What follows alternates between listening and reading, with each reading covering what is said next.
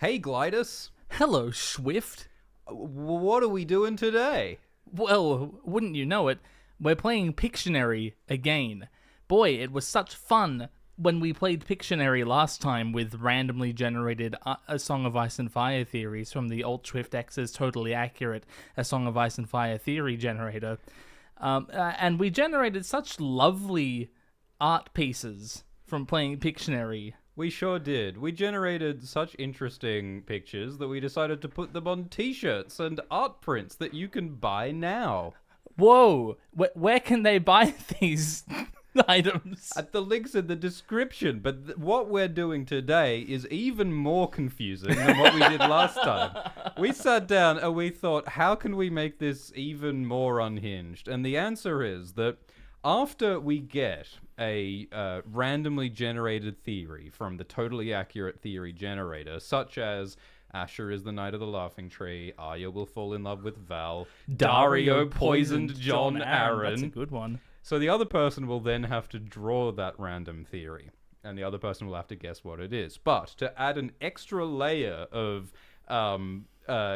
confusement, perplexity, the person who did the drawing then has to publicly convince everybody that the theory is in fact true and that Dario did in fact poison John Aaron. And then you, the people, that's right, you, the live studio audience in your own homes and not our studio, will get to vote in a YouTube poll. We'll create a poll such as this, asking, are you convinced that Kevin Lannister was Nissa? Is it for real that Dario poisoned John Aaron? So if you are convinced, you will get to express your democratic position, which will then generate points on this official Grand Ultimate Arsewife Theory Debate scoring board. And whoever has the most...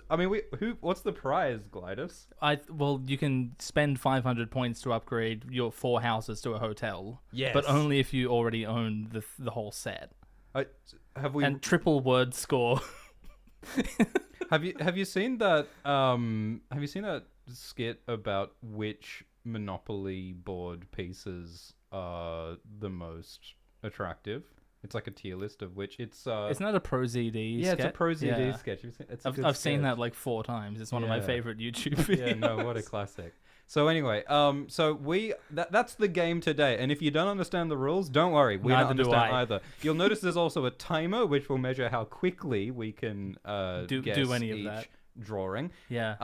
And just as a little teaser, please enjoy these previous masterpieces we created. Such as Daenerys Targaryen is secretly Aurane Waters, as you can clearly tell from the Very image. evident from the drawing. That one took me a while, not gonna lie. And this masterwork is how I illustrated the undeniable fact that Kevin Lannister is Nissa. So the circles really helped. It speaks for itself, doesn't it? So that's what we're doing today. I'm excited. I'm confused. Are you excited and confused? That just about sums up how I'm feeling. That's right. All right. So I think it's time for our first drawing. Shall I draw first? Well, if you want to, yeah. All right. You may draw. So what's going to happen now is that I'm going to look at a theory, and I guess the audience is going to... Do we let the audience see it? No, they have to guess along with me. Okay. It spoils everything if they know what you're drawing. All right. So I have randomly... Oh, no. I've randomly generated a theory, and only I know what it is. And so now I'm going to hide it, so it's now safe. No way it'll show up on screen until we're done. Yes. So now I'm going to draw that random theory. Okay. And Glidus is going to have mere seconds to guess what it is. Alrighty. And then I'm going to have to argue that it's true. I can't wait. Wow. Okay. All right. This is a lot. All right. Ready to start the clock? I'm so ready. Okay. So we're starting the clock. Now, everyone in the chat needs to guess what's going on. Yeah, we're on a team. We're on the same team right now. Well, chat. I think you're competing with Glidus, because if you guys can guess... Oh, I don't want to be in a competition with several hundred people. That's nerve-wracking. What can go wrong? All right. Ready, set, go. Okay. All right. It's a black inky void. It's the inside of my heart. It's a circle. Yellow circle. It's a yellow lady, so it's probably a Lannister or a Baratheon. Which one are we going with? Is it Cersei? Is it Cersei, Mr. Swift? Is it? No, it's not. Is it Shireen? What are we dealing with?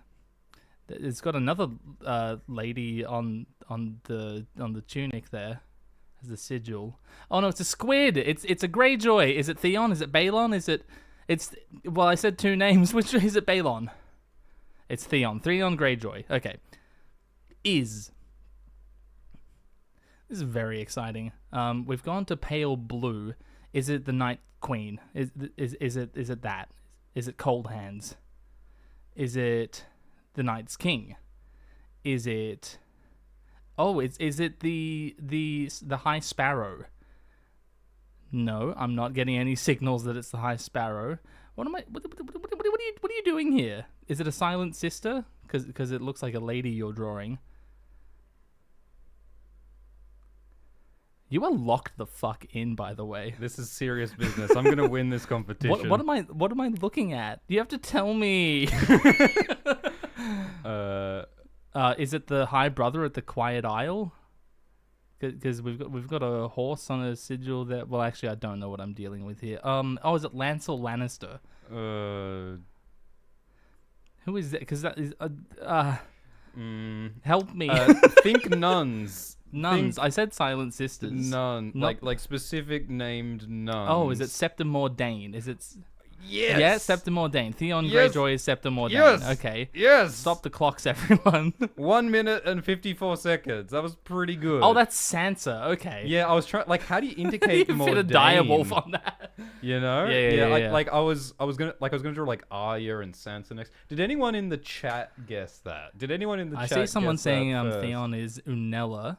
I think you beat everyone. You said you didn't want to be in a competition, but like, I think. Oh no, Or someone says Septa Septa Mordant, Mordain. but that's not a real person. Well, none of these people are real. yeah, all right. I think you did pretty Okay. good, Glidus.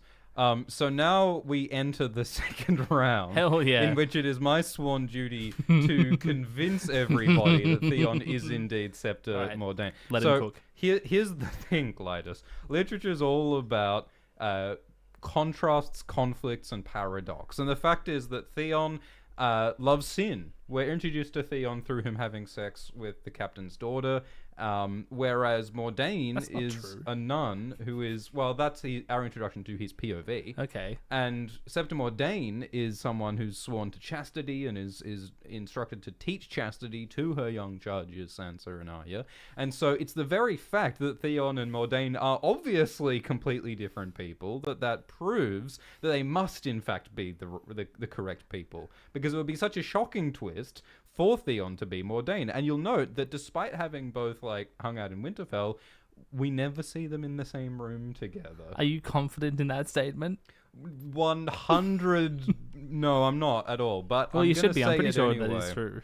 So I think that Theon has already changed his identity when he becomes Reek. Okay. So why not have a prior experience having changed his identity by becoming Mordain? And it would be easy to impersonate a nun. Have you seen the Sister Act? It would be easy to impersonate I did a see nun. House of the Dragon season 2 where precisely this happened. Yes, Theon's going to pull a Rhaenyra and just put on a habit. He's in the habit of getting in a habit. And that will disguise him as Mordain because they're I thought you mostly said you covered didn't up. like rhyming homonyms. Oh, I know that you can't hear homonyms.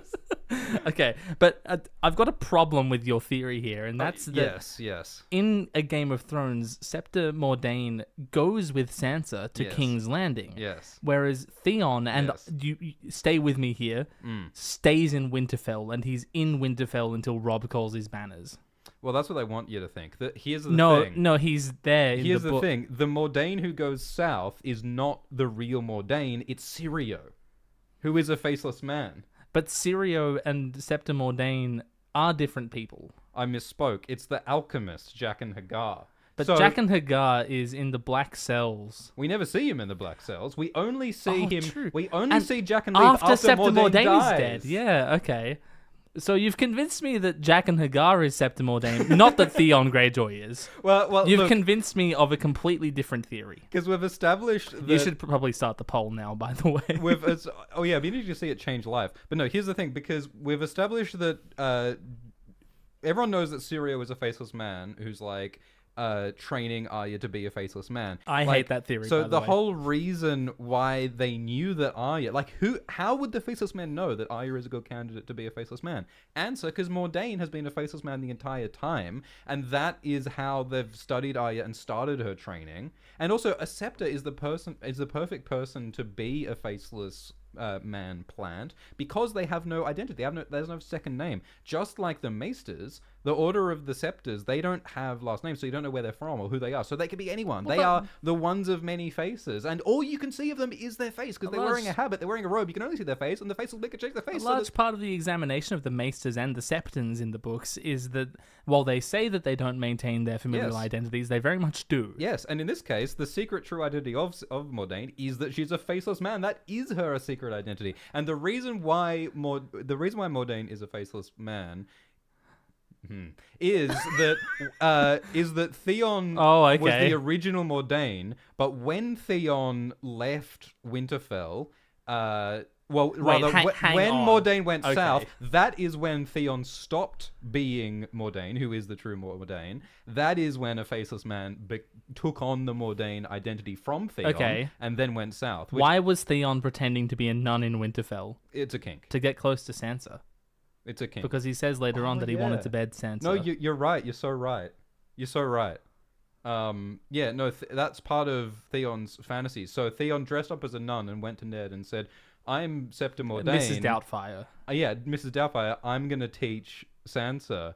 And how Ned's to be a proper lady! Your resume's unimpeachable. Have at it. Teach my girl arithmetic. And then when Syrio Vril comes along, and that's Jack and Hagar, who is also Septa Mordain, his resume is also unimpeachable. Well, maybe Ned's just horrible at vetting his employees. Well, the whole reason why Ned dies is that his hiring practices are not beyond reproach. He tried to hire Janos Slint, and his resume, if you looked close enough into it, pretty impeachable. And so...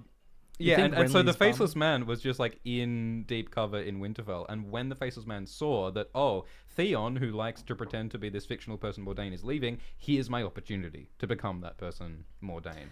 So the Faceless Man was opportunistic as part of recruiting Arya, and so that is how it all comes together into the Theon Mordain master plan.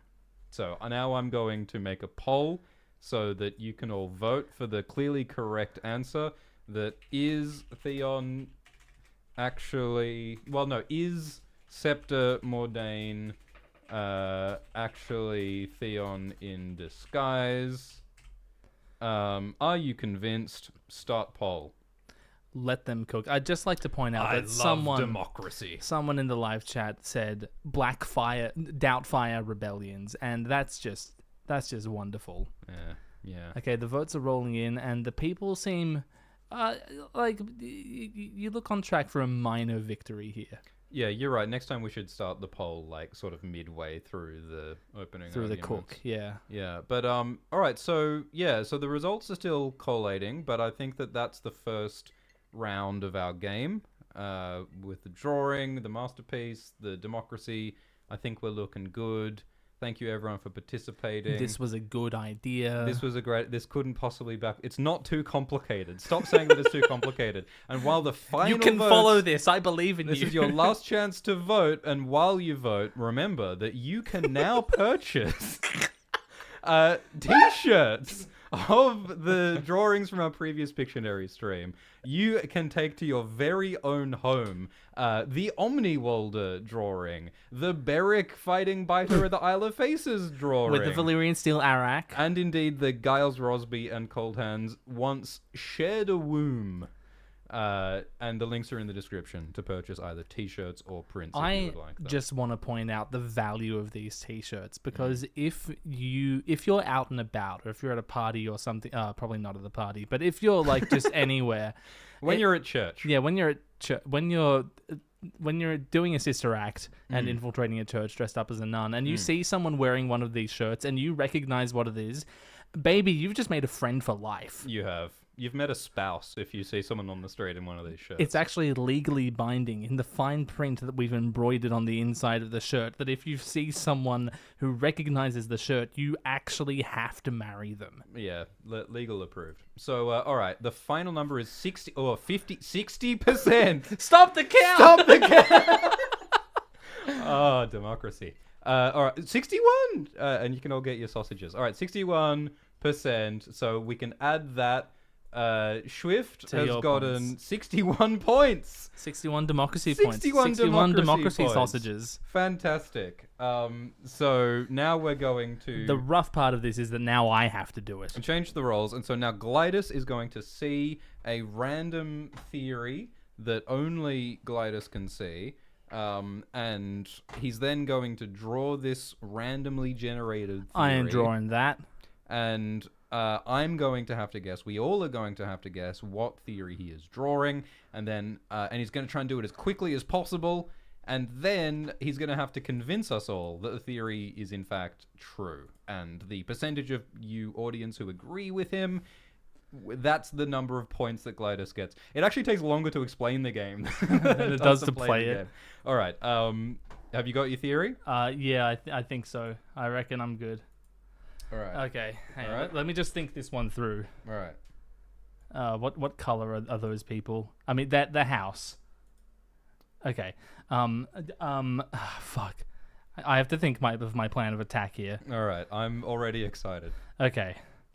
All right. This is gonna be a manic frenzy. It was pretty manic the first round. Okay. All right. Okay. Blue. It's a nun. It's a gravestone. Blue doesn't mean none, you know. It's Hodor. It's Hodor. It's Hodor. It's the Gregor. Holy shit. Yeah, it's Hodor. Nice. That was lightning fast. And then Hodor let me go. Equals Hodor equals. Fuck. Where Ashara do you keep brown on this thing? Hodor equal. Who's brown? Big bucket wool. Hodor equals big bucket wool. No, stop talking. Hodor equals Great John Umber. Wait, no. Mage Mormon. Red hair, Melisandre. Hodor equals Melisandre. No. Hang on. Hodor equals Patchface. Hang on. We've got a cock and balls. Hodor equals. Hodor hang on. Well, I know that Hodor has a cock and balls. Well, that's what I was doing over here. That's his. No, that's his. Well, you interrupted me while I was. His phallus is canonically mastodonic. Cacophonic? I was trying to say caconically mastodonic, but I accidentally said cacophonic mastodonic cock and balls. What am I drawing? We don't rap on these streams. Hodor equals someone who is male and has red hair. What are the male? George likes female. Oh, is that a fish? Sure. What? Yeah, it's a fish. Is that Nimble Dick Crab? No. Hang on. Is that a mud? I've gone completely the wrong direction here. Hasty. You can press undo a lot. No, it's too late.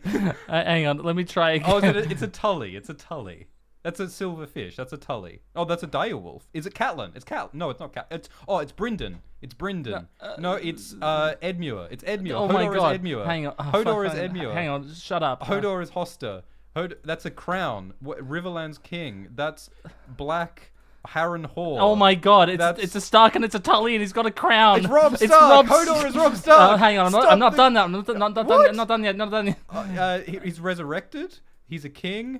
He's a star asterisk. What is that? What's the star? Magic. Hang on. Hugo of the Hill. Disguise magic. Oh. Hodor is skin change disguised as. No. Hodor is glamored. Yes. As Robb Stark. Hodor's glamored as Robb Stark. Yes. 2 minutes 20 seconds. Woo. Holy moly, that was fucking! Now I have to argue that it's true. Wow. Hang on. Give him a moment, everyone. You can formulate your argument. We can see what chat reckons of all of this. Did anyone else get says that? Bill. I don't know if anyone else. I don't know if anyone else got that. We got a lot of Hodor equals Robb, but the glamour. Well, the glamour was the last element. I really liked your improvised glamour symbology with the sparkles. I agree. That's just what I've always imagined it looks like. Yeah. Glidus breathing like he finished a marathon. That's like you were like Jackson Pollock at the canvas. Like you would just slap. That was fantastic.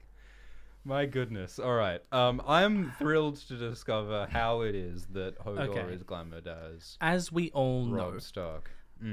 Bran skin changes into Hodor. Yes, that is canonical. As we all know, Bran, using the magic of the Weirwood net power, Yes, travels through time. he does do that. We're invoking time traveling Bran for this one. It's like the second gear of Ice and Fire theories. It's like we unlock a new level by invoking time travel. Like as soon as you bring up time travel, it creates this like fractal emergent system where any other thing can be possible. Exactly. As soon as fetuses can time travel, may I- storytelling takes a hard right turn. May I just remind you that you opened up your Theon is Mordain explanation with Yes. literature is made up of paradoxes. Yeah, I started a bit abstract with that one. Okay. That's fair. So I love that you got Hodor from a massive cylinder, by the way. Perfect. I mean, I saw that I saw those proportions, and I'm like, that's Hodor or Gregor. Like, there ain't no one else that can be. Okay, so that was perfectly executed. thank you. Non-canonical Time traveling phallus aside. Bran. Yes. Time traveling Bran. Yes. We also know that from season 6, episode 9 of Game of Thrones, when Daenerys inexplicably controls all 3 of her dragons at the same time, that skin changes can mess with multiple creatures at the same time. There's nothing to stop Bran. And of course, George Martin's sci-fi short story, The Corpse Handler, Of course. supports that theory as Not well. to mention unsound variations. Yes. There's nothing to stop Bran from intermingling Hodor, like present Hodor, Yeah. with past Robb. And I think... What's up? No, that's cromulent. Please continue. Or t'other way round. Which explains all those times Robb stopped in the middle of his sentence just to say Hodor. That does explain some of Rob's questionable decision making. Well, that's where I was going with this. Like, what if he's not just an average, typical teenage boy misguided by, the pith and vinegar in his head and Yes. and all that, Yes. and he's actually just Hodor? Yeah, no, that explains some of his blunders. I mean, maybe Hodor was the one who was attracted to Jane Westerling. I don't like the implications of that. Well, I don't like the implications of any of this, but it sounds perfectly canonical to me. And it'll make you wonder, like, what's the purpose? What is Bran getting out of sending Hodor's brain into Robb several years earlier? Well, it's actually quite tragic, and all of George's stories tend to be like people weighing up the various things that they care about. Bran loves his family, right? Obviously. He's trying to reach out to Robb, just as we've seen him reach out to Jon. In a sense, he is doing that, but at a certain point, he has to realize, and this is going to happen in The Winds of Winter. It hasn't happened yet. So in The Winds of Winter... No, I would have remembered if it had. Yeah, exactly. Bran will project Hodor's mind into past Robb to cause the blunders... No, this is real. To cause the blunders that unwind Robb's campaign. Because Robb was winning. Wait, so is Bran deliberately undermining his brother Yes, Robb? and it's a love is the death of Judy sort of thing, where Bloodraven convinces Bran that he actually has to retroactively end Robb's campaign so that Jon can become Azor Ahai. Wow. That makes sense. Because if Robb wins the War of the Five Kings, then Westeros bands together and ends, like, the wildlings are dealt with in their own way, and the people are unprepared for the White Walker invasion.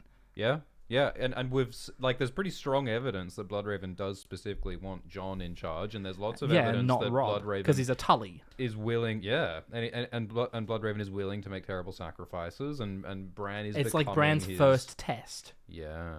Even though he already ate Jojen. And it's a great way of like bringing the tragedy of the Red Wedding back a second time. Yeah. We get to Imagine relive that horror. There's a Bran chapter where he's at the Red Wedding and he has to watch Catelyn die. He has to watch Robb die. Yeah. Oh, I better type up the poll. Yeah, better get the poll going because like I'm expecting 80, 90, 100%. I'm expecting like a Russian election. Yeah.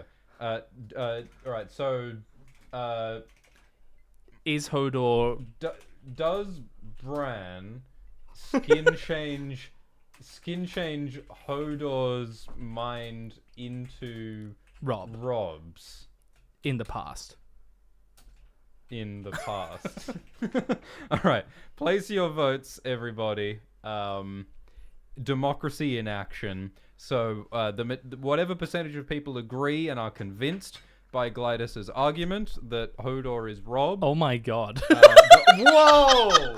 It's a landslide.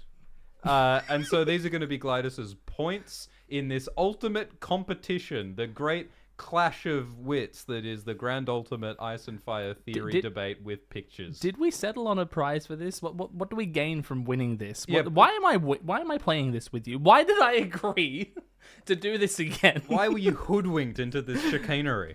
I think the chat should suggest what the prize and or punishment don't ask for them anything. winning and or losing what this is. So Echo in the live chat says, can we get polls for which ones go on t-shirts? Yeah, so I think that in the comments or the chats, you guys should suggest which of these masterpiece drawings are your favorites. And yeah, I reckon if there's enough interest, we will put some of these monstrosities on art prints or t-shirts. And you can spend your your very hard-earned own money home. on this. What better use is there for cash money than these? And once again, you can purchase t-shirts and prints at the links in the description. And if you would like to buy them, we would be chuffed. Am I correct in saying that there is a deal on purchasing all 3 of the artworks as prints? That is true. That if you buy all 3, Beric and Biter and Omniwalder and Giles and Cold Hands as art prints, there is a discount. So click the links in the description if you'd like to get them. Thank you so much for the support. Okay. Last chance to vote. Last chance. Going once. Going twice. Ooh. Hey, What? 66. Stop the count! Stop the count. 66%. Glidus has 66 democracy points. Glidus is winning. Glidus has pulled ahead. I'm more democracy than you are.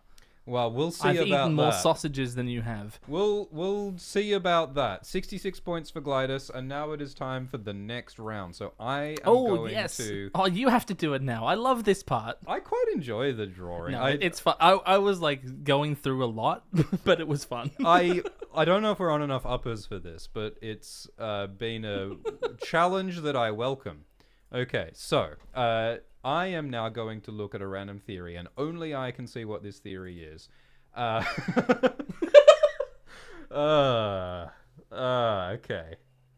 All right. Okay. Jeez. Gee whiz. Gee willikers. Okay, I have looked at the thing, and it's now safe. And, Okay. I'm going to draw this fucking thing. We're going to start the clock. Chat, you are in a race, along with Glidus, to guess what this is. Ready, set, go. All right. Okay. We're going grey. Are we dealing with Starks again? All right. Or is this Greyjoy time? What am I dealing with? What's he drawing? Is that a deer? A stag? A dog? A moose? Looks like a dog to me. Well, you're over here drawing the least dog animal that's ever existed. Oh, I know. It's a pufferfish. Real guesses, please. Well, I don't know, it still looks like a dog to me, and you haven't told me it's not. Oh, and okay, so we've got the Martell sigil there. Were Lyanna Stark and Oberyn Martell in love? Oh my god. Is that it? Oh my god. There's a little bit more, Okay. but holy shit. Wow. Ooh. And at the Twin Towers, Iron Throne, 5 forts, death. They will die at the 5 forts. Harrenhal. Okay. Oberyn Martell and Lyanna Stark are in love, and they're gonna die at Harrenhal. You are so close. This is amazing. And they shared a womb together. This is and really they're hard pointing to do. at each other. They're making like the pleading emoji. What the hell is going on now? Is that a lion? Is it a? I should have zoomed in actually. You're fine. Don't worry. No one's gonna judge this. Only 2,000 people are watching. Don't worry. What the hell have you drawn? Okay, you've lost me now. Okay, so there are riders. Dothraki. Horse. They're going to invade Harrenhal and die? What have you done to the random theory generator, by the way? Yeah, I didn't mention, but I did spice up the theory generator. Oh, they're wearing hats, of course. Think of Well, that's not how Pictionary works. You can't tell me what to think with words out of your mouth. No, I'm pretty sure I did that earlier. Oh, it's time. It's 3 o'clock. Think about events that occurred at Harrenhal. Oh, the tourney at Harrenhal. Oh, Oberyn Martell and Lyanna Stark fell in love at the tourney of Harrenhal. Yes. Okay. Hell yes. Okay. Hell yes. All right, I did give you a bit of a hint. But that was it. Did chat get it? I think the skull threw me off. I don't know what that was about. Yeah, I was actually trying to draw like a ghost, because Harrenhal's haunted. Okay. I was trying to. But I already got that. that. I got that it was Harrenhal. Yeah, so I was trying to draw the tourney at Harrenhal by drawing jousting occurring. Yeah, but that's actually quite difficult to draw. Jousting has a lot of moving parts. Yeah. As it turns out. Maybe I should have drawn just like tents and like wine being drunk might have been. But the time I was trying to indicate that as the past. Right. But yeah, some of the live chat did alright with that as well. All right, so now after that artistic performance, I have the unenviable task of convincing everybody that in fact Lyanna Stark and Oberyn Martell hooked up at the tourney of Harrenhal. Oh, was that the theory that they hooked up? Oh well, yeah. If you click the totally accurate whim wham, that's the I see. theory. Well, I said they fell in love there, which I guess is close enough. I think that's close enough. All right, so we know that Lyanna Stark was involved at the tourney of Harrenhal. That's where she hooked up with Rhaegar. But what was the tryst that she encountered before she hooked up with Rhaegar that led her into the arms of Rhaegar? Howland Reed. It was Oberyn Martell. And Oberyn Martell is a great warrior. He's got a lot of different skills. He started at the Citadel. Very plausible that he might also be a jouster. So maybe Oberyn helped teach Lyanna how to joust in order to help her win Rhaegar. Because, Lyanna and Oberyn, they, everyone's partying and drinking. They had a thing. But then Oberyn was like, you know what? I think I'm not your type. You're great, but I'm not your type. And I think that Rhaegar's more suitable for you, and since I'm such a great guy, I'm going to teach you how to joust. And it was Oberyn's idea for Lyanna to become the Knight of the Laughing Tree. Because we never know whose idea that was. There's a lot of good theories that Lyanna was the Knight of the Laughing Tree, but we don't know where that idea came from. And maybe Oberyn, as a showman, as someone who, performs martially to get everyone's attention. Maybe Lyanna was like, how do I get Rhaegar's attention? And Oberyn's like, by jousting, and I'll show you how, and you'll win Rhaegar's heart. And it's this kind of beautiful sacrifice where it's like this triangle where Lyanna had the hots for Oberyn, but Oberyn felt that Rhaegar was better for her. What's that age difference between Oberyn and Lyanna? Because Oberyn's older. I mean, it's probably an inappropriate age. I actually don't think it's that far apart.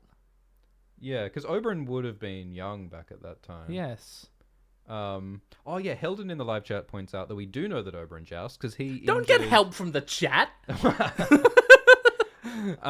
And yeah, but yes, he did injure Willis in a joust, and that's one of the sort of things that's going on at the tourney of Harrenhal, because there's all that stuff about Stark dishonoring Ashara, and it's did Ned do that, or did Brandon? Or maybe do that? Lyanna dishonored Ashara by getting in the way because Ashara was actually in love with Rhaegar as well. Ashara was in love with Oberyn, actually. But Lyanna was the Stark who dishonored Ashara. Lyanna hooked up with Ashara. Okay. Well, now that's an actual. So theory. Lyanna was into Ashara, and then Oberyn was into Lyanna, but then Oberyn helped Lyanna get with Rhaegar. This is less of a That's love. what this is really more of happened. This is a love pentagram by this point. This is less of a theory and more of a fanfic. Actually, this sounds pretty great. Can someone write this? I do have a hole in your theory, though. I found a hole. Tell me. You said that Oberyn recognized that he wasn't Lyanna's type, and that would never happen. Oberyn Martell would never concede that I'm just not your type. Well, here's the thing. I think Oberyn would be with someone for a night and then decide to move on. Oberyn's not someone who commits to one partner. Of course. And so I think that maybe... But I will help you sleep with the prince. I mean, another way of looking at this is that maybe Oberyn broke Lyanna's heart. They hooked up, but then he left her, and she was sort of heartbroken. And then, maybe that's part of what... Maybe that's what she was crying about when she was weeping at Rhaegar's playing. She was not only weeping at the beauty of Rhaegar's harp, she was weeping at her because she'd heart been being broken up by Oberyn Martell, the sexiest prince alive. And maybe it was not Oberyn's idea for her to do the thing. Maybe it was Lyanna's idea to become the Knight of the Laughing Tree. But she was inspired because of the breakup. partly out of anger against Oberon. It's like, if Oberon's such a great jouster, I'm gonna beat him as well. I'll break Willis Tyrell's legs as well. Yeah, I can cripple random people on the jousting field as well. So that is why, indisputably, inarguably, Oberon... You need to start a poll. Martell. You didn't start a poll. All right, I'm going to click the buttons. You wouldn't believe how many buttons there are that we're operating Folks, today. there is so much going on in the back end of this stream. Oberon Martell hooked up with Lyanna Stark at the tourney of Harrenhal. No spell check required. Just send it. Question mark. Start poll. So you all in the live chat can now vote. The vote is now open. Please agree or disagree with my statement. And the percentage of you who agree will give me democracy points so that I can finally defeat Glidus, my eternal rival in What the hell? both theorizing I thought we were cool, man. and in art. And while you're conducting democracy, once again, you might want to buy a t-shirt Okay. or an art print in the links in the description. And yes, so these theories have been generated by the Alt-Shift-X random theory generator, which you can, of course, check out, which is also linked in the video description. So what did you actually change? Because you updated this recently. I don't want to give it away. I put in some kind of like more obscure and more funny theories, because like the different theories are weighted. It's actually quite technical, the programming of how it's done. And I'm hoping that some of the more deranged ones are going to pop up tonight, because I can't wait for you to see how you depict moon meteors in your Oh no. in your future artwork. All right, you got 10 seconds to finalize your votes in the live chat. Give me those democracy points, and then we're going to move on to Glidus's next drawing. Thanks for the super chat from Daniel, who says, "Hi Gumbo and Shrimp, it's my IRL birthday. I like that one. Your Good stream's job. a great gift. What do you think about the idea that George should never reveal John's parentage with certainty?" Well, I think that George often doesn't reveal massive parts of his plots, even by the end of his stories. Yeah, I think ambiguity makes sense, but I do think that John has to at least have a fairly high degree of confidence that like this Targaryen thing has something going for it. What I really like is the idea that John's blood doesn't matter or doesn't define him. And I think that John might be like, yeah, looks like probably Rhaegar's my father, but Ned is the example I choose to follow. And I've got to do this Night's Watch shit. Yeah. And like the show... We haven't got time for an Ancestry.com well, DNA that's test. the thing, is the show like sort of captures that idea, but it doesn't like dwell. It doesn't actually deal with any of it. It just says, okay, Rhaegar is Jon's father, and it doesn't matter. I think in so many ways, It doesn't even say that. Game it of just Thrones, acts like that. Game of Thrones Season 8 does land at the spot where I think the books are going to land. It just doesn't do the connective tissue to get us there. Like, I think in the end, yeah, Jon will be exiled, and yeah, he'll know that he's a Targaryen, but he won't define himself by it. But there will be steps along the way to get there, and one of those steps will be being tempted by a Targaryen identity, being tempted by magic and sacrifice, but deciding against it, whereas in the show, Jon was never tempted. Hey, by the way, where can people watch The Fake Jon Snow, our 23-hour discussion about Jon Snow? They can watch that one on nebula.tv/Glidus, not the Alt-Shift-X page. It's actually better if you go to my page. It's better if you go to nebula.tv/Alt-Shift-X. Yeah, no, that's something you can do if you'd like. I believe it's also on the Glidus it's on, my Patreon. Patreon as well. And the Alt-Shift-X Patreon. I don't know for how some that reason. rat bastard got his hands on our He must masterpiece. have broken but into my home it is there and as well. stolen the fake Jon Snow to put it up on his Patreon. What a scheming fiend. So that is 66 democracy points for That's 127 Alt-Shift-X. for everyone counting along at home. 127. All right, so now it is time for another masterpiece. So Glidus is now going to be drawing a theory that is randomly generated by the theory generator. I do not know what the theory is. You do not know what the theory is. We are all going to try and guess while Glidus feverishly whips up another feast for the eyeballs. I can probably do that one. He's All going right. to cook up on the griddle a fresh hot feast All for right. our eye holes. I think I'm ready. I think I think I can do this one. So I can look? Yeah. All right. So look to your heart's content. It won't matter. all right, and we're going to time it. This is a race. I hope someone's counting up the high scores on the time. No, as I well. hope not. All right, so I'm ready when you are, Glidus. Okay. Chat, let's get ready. What is Glidus drawing? That's Jojen Reed or Mira Reed, right? That's Mira. Is that Mira? Child of the Forest, Leaf. It's Leaf. I'm seeing green. Who else is green? Howland. Fucking hell. Mormont. Mage Mormont. Mage Mormont. All right, yes, it's Mage Mormont. All right, Mage Mormont married a bear. That's Ashara Dane. That's Arthur Dane. Mage Mormont became a purple circle. Mage Mormont, Varus. Hang on, I've got to draw a fucking. Jesus Mormont. Christ. Who's purple and red? Who's well, I can't have Varus, fucking. Illyrio. Hang on. Mage Mormont is Weirwood. Oh god, no.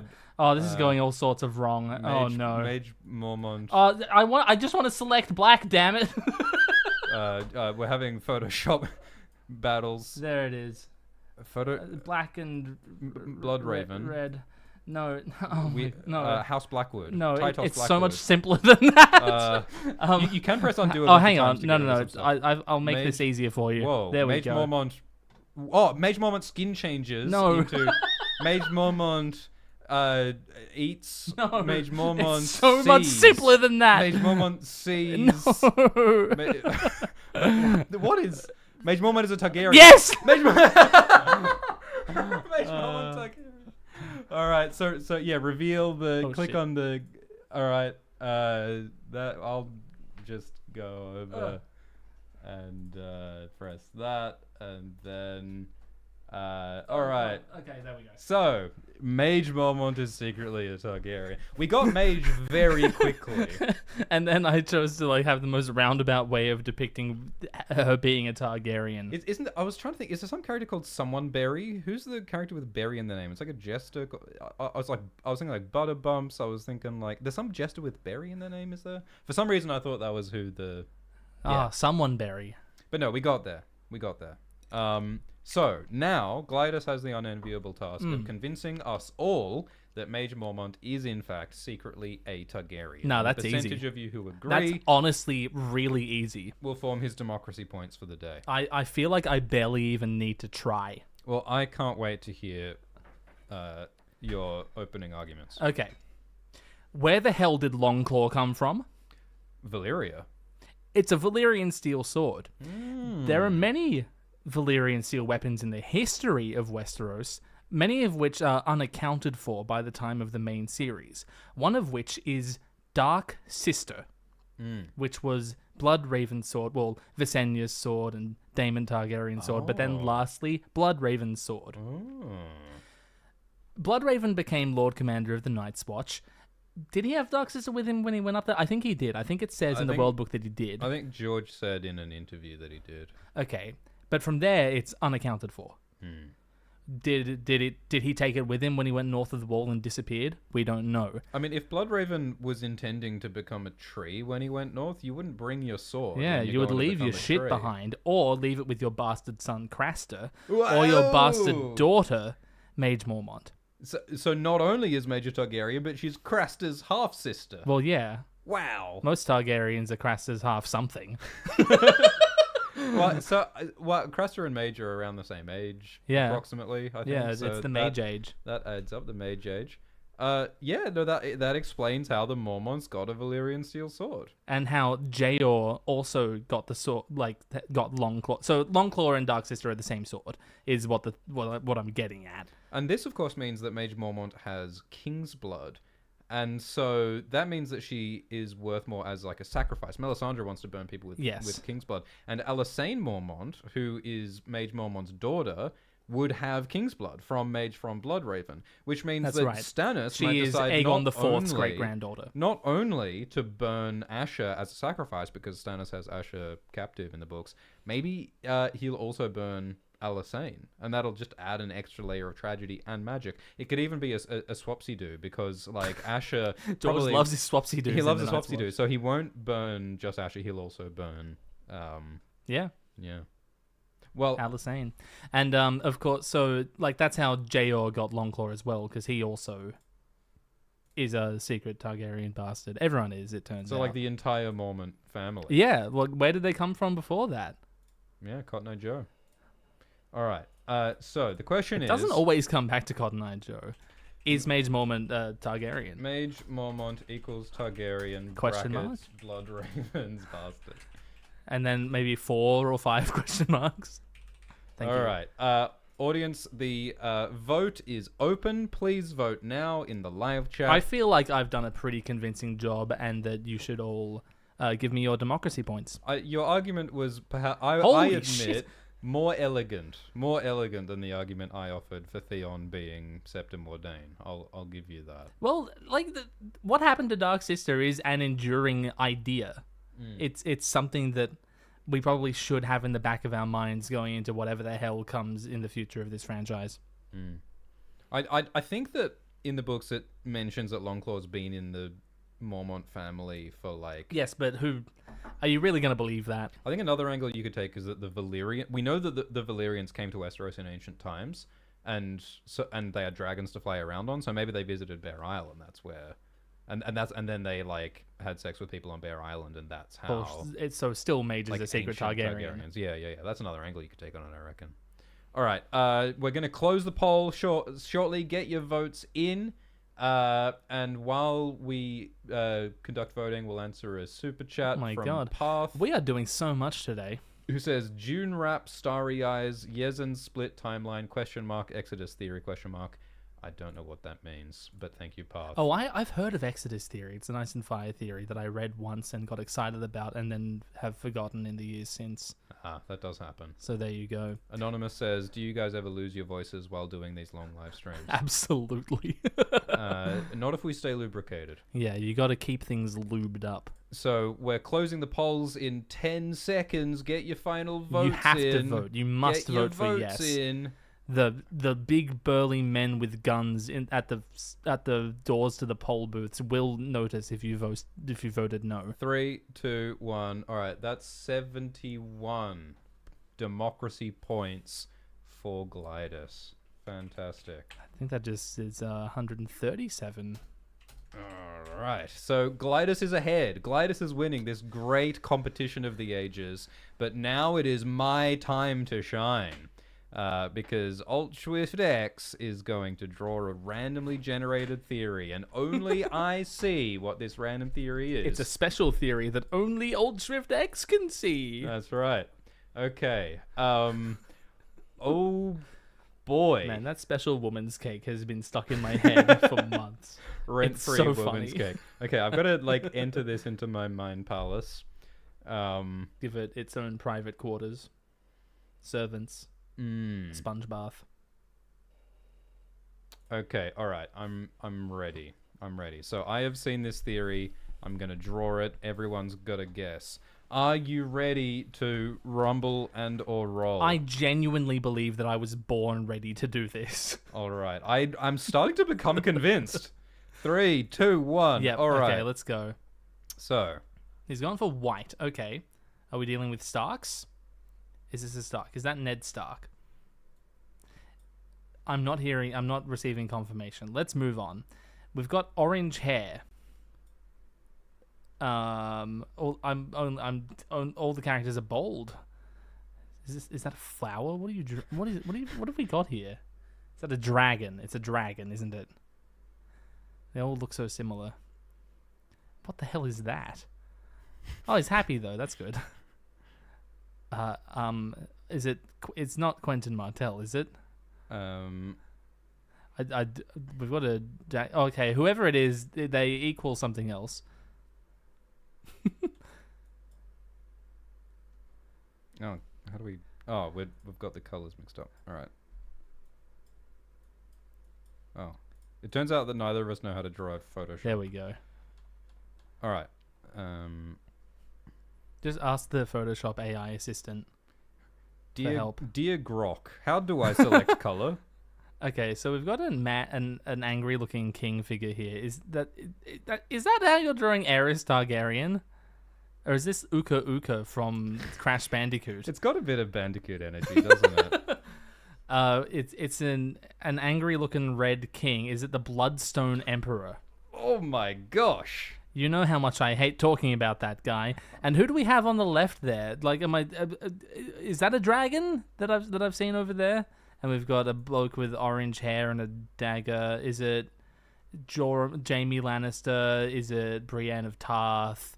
I might need more information than what you've given me a home slice. What is that figure you've drawn up in the top there, with 3 arches on a bar? Is that the wall and the 3 main castles on it? Is that Oh, it is. Okay, that doesn't really help. Is it Sam Tarly? Sam Tarly, the Bloodstone Emperor. Okay, Castle Black. Knights King, Bloodstone Emperor. This is hard. Keep thinking. Okay, think out loud. Is that a dragon? You haven't told me if it's a dragon or not. Oh, it's a sad brown puddle. It's a broken shower head. Oh, what the hell? Is this an ungulate of some sort? Is this a hoofed mammal? Oryx? It's Gren? Yes! Gren is the Bloodstone Emperor. Yeah. Oh. I can't believe that's what did it. I can't believe the Aurochs gambit paid off. It was all riding on my ability to draw an Aurochs. I've never seen an Aurochs. Gren is alright, so No one has. They're extinct. And here it is, the randomly generated theory was indeed my Gren God. is the Bloodstone Emperor reborn. Okay, please enlighten me how that is the case. I have not even begun to think how that could possibly be the case. Alright, but I'll tell you what. So, Gren's death is a sacrifice. Like, I mean, Gren is alive in the books, but it's something that Jon has given up because Jon in A Dance with Dragons believes that he can't have his friends around him in order to be an unbiased Lord Commander. So he sends away Gren, he sends away Pip. It's a conscious sacrifice that he makes so that he can hold his power and his authority as a Lord Commander on the wall. The Bloodstone Emperor is a figure of sacrifice because he kills his sister, the Amethyst Empress, in the lore of Yi-Ti, in order to gain his power and authority as the Bloodstone Emperor. So in the same way that the Bloodstone Emperor sacrifices the Amethyst Empress to hold power, Jon sacrifices Gren to hold power as Lord Commander. Okay, doesn't that make Jon the Bloodstone Emperor and Gren the Amethyst Empress? Well, that's what's interesting, is that Jon ultimately will reject, like we were saying before, Jon will reject the sort of blood, fire, magic power thing in favor of not being a giant douchebag. So it'll turn out that Gren gets angry at Jon for having been banished to Eastwatch from Castle Black, and when the moon meteor falls down to cause the long night, Gren will worship it and gain its powers, and will skin change into an Aurochs. Okay. Well, because you see that Westeros is connected to Essos through a land bridge. That's not going to dig you out of this one. And so when Gren goes to Eastwatch, Chinese crust is not helping you out of this one. I'm gonna keep going north. If Jon banishes me, I'm gonna banish myself the whole way. So Gren's gonna keep walking like northwest, and eventually loop around to go Yi-Ti, UT, and he will find the original site of the Bloodstone Emperor calamity near the Five Forts, where it all went down. And Gren will re-emerge because he'll meet Euron on the astral plane when Euron commits his blood sacrifice. Because Euron needs a vessel. So Euron will magically use Gren as a vessel to become the Bloodstone Emperor. Okay. And Gren will be manipulated through his resentment of Jon for banishing him from Castle Black. Okay. Then who will be the Amethyst Empress in Gren's Bloodstone Emperor case? Pip. But let's not forget that Gren is a ginger, at least in the TV show, and what is colloquially called a blood nut. And so it's only appropriate for the blood nut Gren to be the Bloodstone Emperor reborn. So Gren will essentially be possessed by that magic energy of the past Bloodstone Emperor, indisputably making Gren the Bloodstone Emperor reborn. So Gren.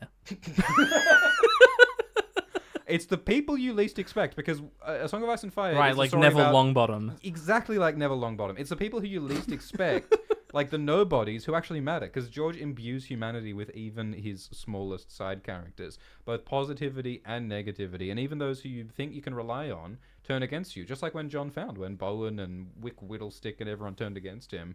He will be driven even further into isolation by the betrayal of his friend Gren. So we are going to surely We're going to shortly open up the vote so that y'all can vote on whether you are convinced that, in fact, Gren is the Bloodstone Emperor reborn.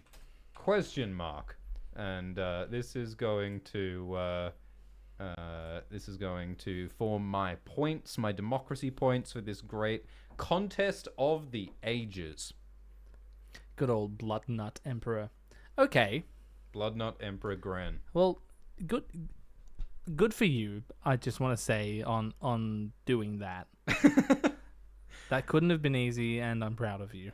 And while the votes are cast, we are going to respond to this donation from SL_ID_2C3709DE-3670-3670-3112-, who says... So when you say you lose your voices during doing long live streams, does that mean you both become little whores?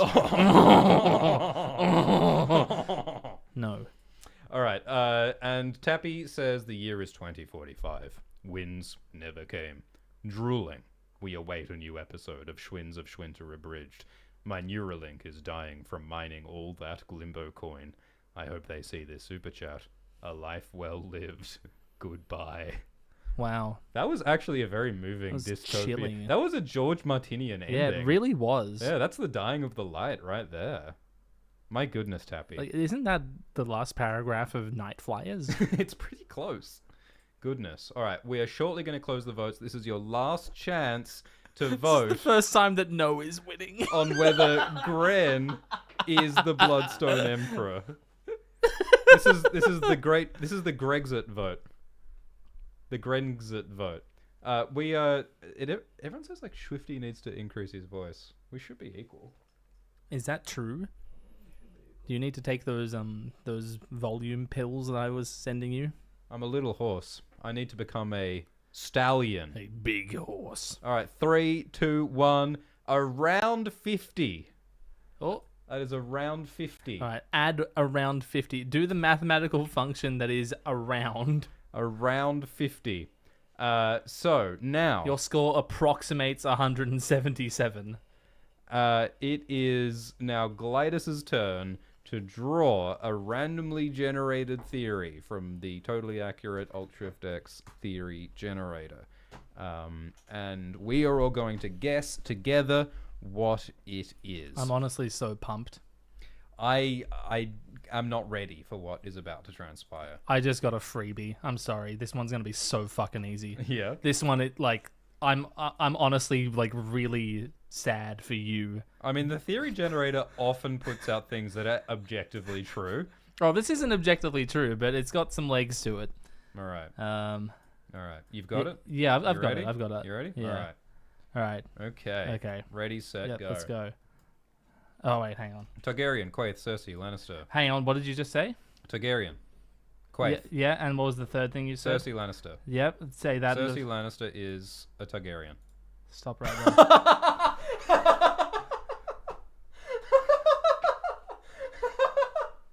14 seconds. You did 3 strokes for an entire theory. This was the drawing, everyone. This is like a linguistic exercise. Like we're creating a hieroglyphic system. Well, yeah. This is how the oldest forms of written language were constructed. Was by just a series of like pictographs. That like were pictographs, just socially agreed upon to mean a complex set of ideas. The first ever etchings upon caves in ancient times were created in exactly this way. With You're probably seeing it the now, same everyone. amount of alcohol. Yeah, you're seeing it live in front of you. The creation of written language. 14 seconds. 14 seconds. Oh, yeah. That's the fastest ever. I'm pretty goated, it turns out. So My gosh. now I have to explain to you Yes. why Cersei is a Targaryen. Yes. And this actually was something I was slightly invested in a long time ago. I really liked the idea that Jaime and Cersei were Targaryens. And all the trappings are there. They are twins who are royal, and they're in love with each other. They're doing twincest, ladies and gentlemen. Twincest. It's like that's the most Targaryen thing. It's up there.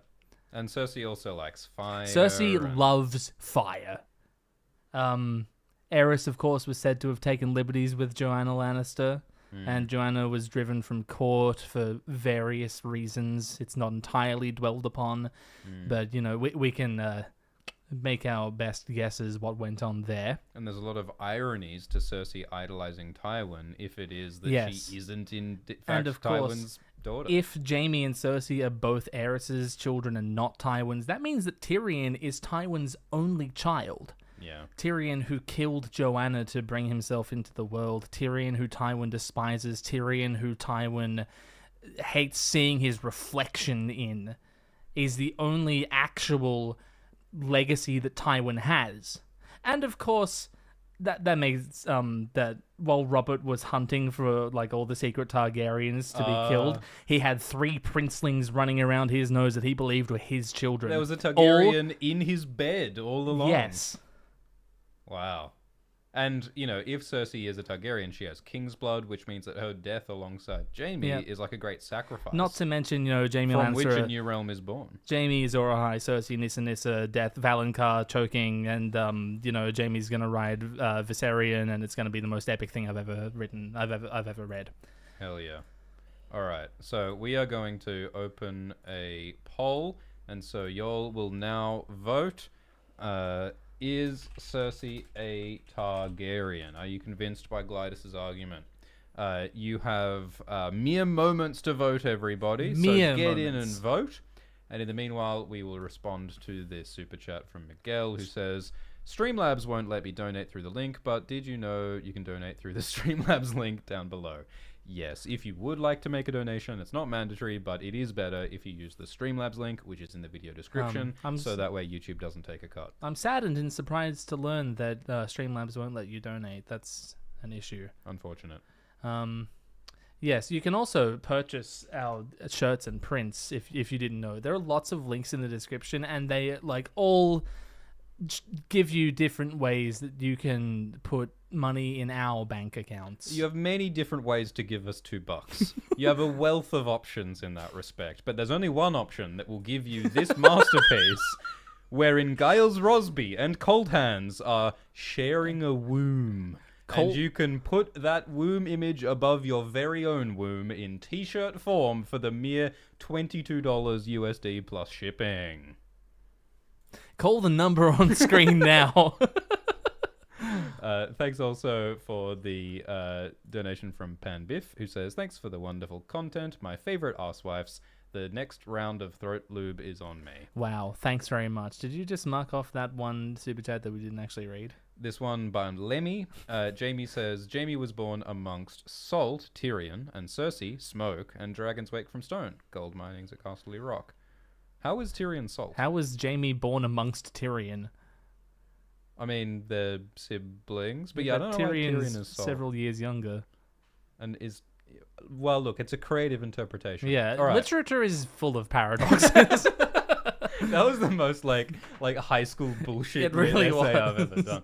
All right, 10 seconds to get your votes in. Is Cersei Lannister secretly a Targaryen? 5, I didn't say secretly. 4, 3. She's out and 2, proud about it. 1. She's fucking her brother. She would actually love to be.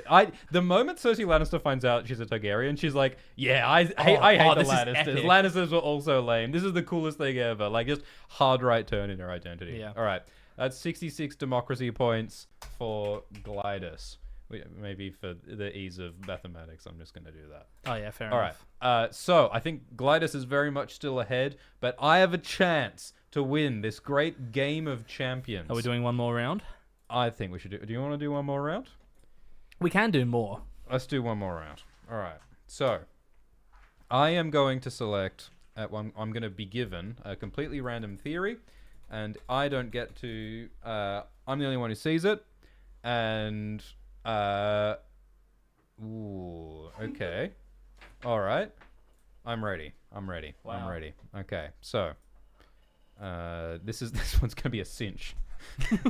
A walk in the Oh, park. walk in the park. All right. So, are you ready, Glidus and chat, to guess what I'm drawing? You got it. 3, 2, 1. Born okay.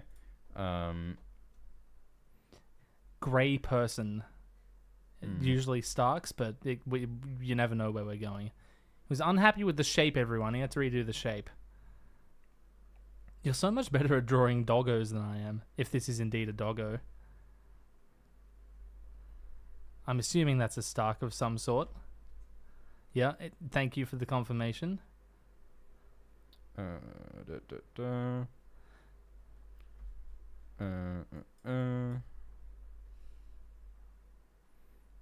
red person. Could be a Lannister, could be a Targaryen. It's a one-eyed... It's Beric Dondarrion. Okay, so there's a Stark and there's Beric Dondarrion. Beric Dondarrion's a Stark. No. We've got a dead Stark. Beric Dondarrion is Ned Stark. Apparently not. Apparently we're not there yet. Beric Dondarrion is glamoured as Ned Stark. Wow. Huge. No. He's an undead... he's got boots on. He's got stumpies. Oh, it's Bran. Oh my god, Beric Dondarrion is a glamoured Bran Stark. He's Bran Stark's legs.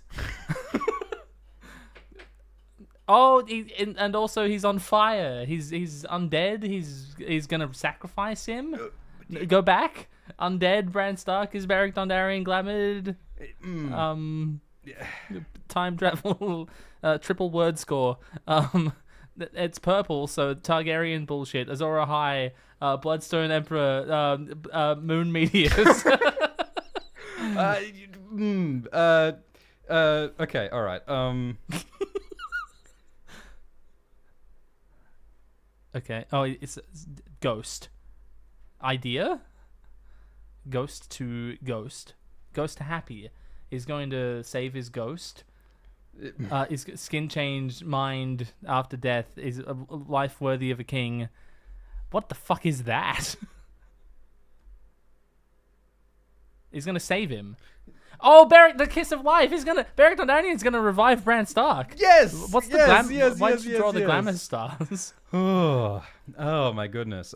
Yeah, I shouldn't have done the glamour stars. It was like magic because like I was trying to say like Beric. Okay. He didn't equal Bran. He was performing magic. Okay. He was doing Bran. Yeah. So there's like the skull. Sorry, he was doing magic at Bran. Oh lordy.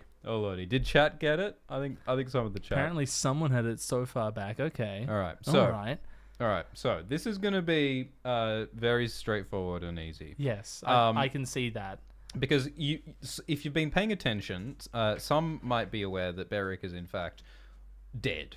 Oh, can you show the theory, by the way? Yes, I will show that there is the theory that we got. So you may notice that Beric is dead. That's what George wants you to think.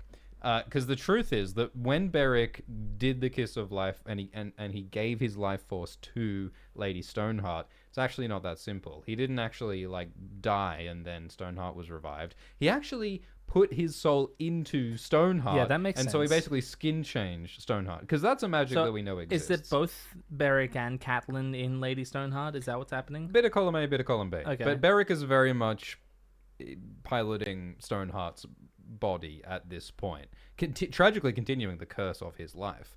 And Beric might even feel guilt over that and like want to, do right by Stoneheart. Because he's puppeting this dead woman's corpse, yes. Yes. So Bran's going to die because George loves killing the sympathetic characters, but he also on occasion resurrects those characters. And so Bran is going to die because he's beyond the wall currently, and there's all these zombies and others coming towards the wall, similar to like in Game of Thrones season 6 when the Cave of Bloodraven was attacked by all of the army of the dead and they had to flee. So that's the danger that's going to get Bran killed, possibly involving conflict with Bloodraven as well. So it's very, very plausible that Bran will die. It's very, very plausible that Bran will be resurrected. And we know that Beric has the power of resurrecting people.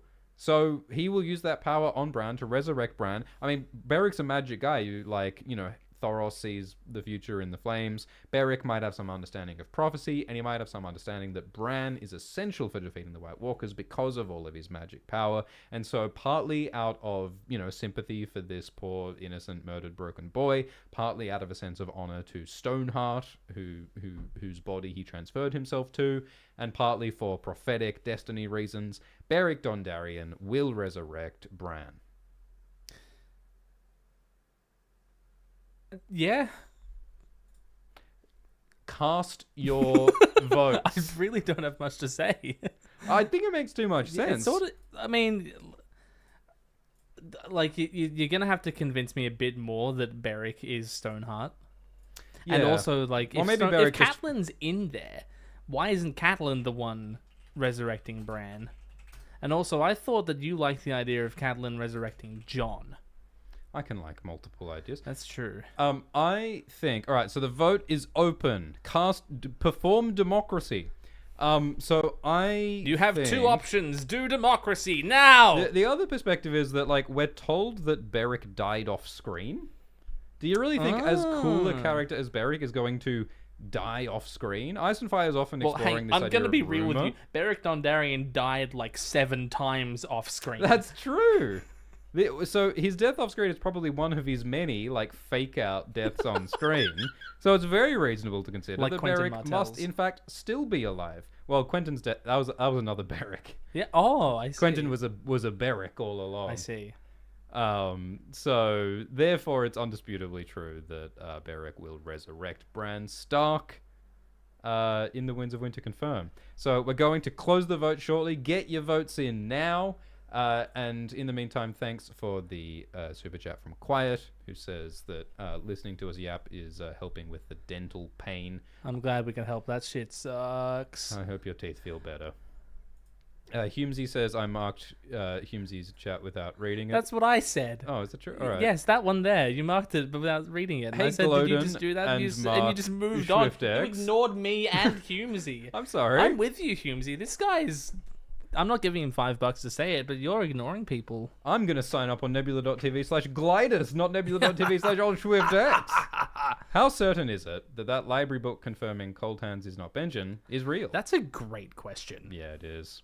Yeah, so there was a Reddit post where someone went to the library. Which library is it in Texas? Cushing, right? The Cushing Library in Texas.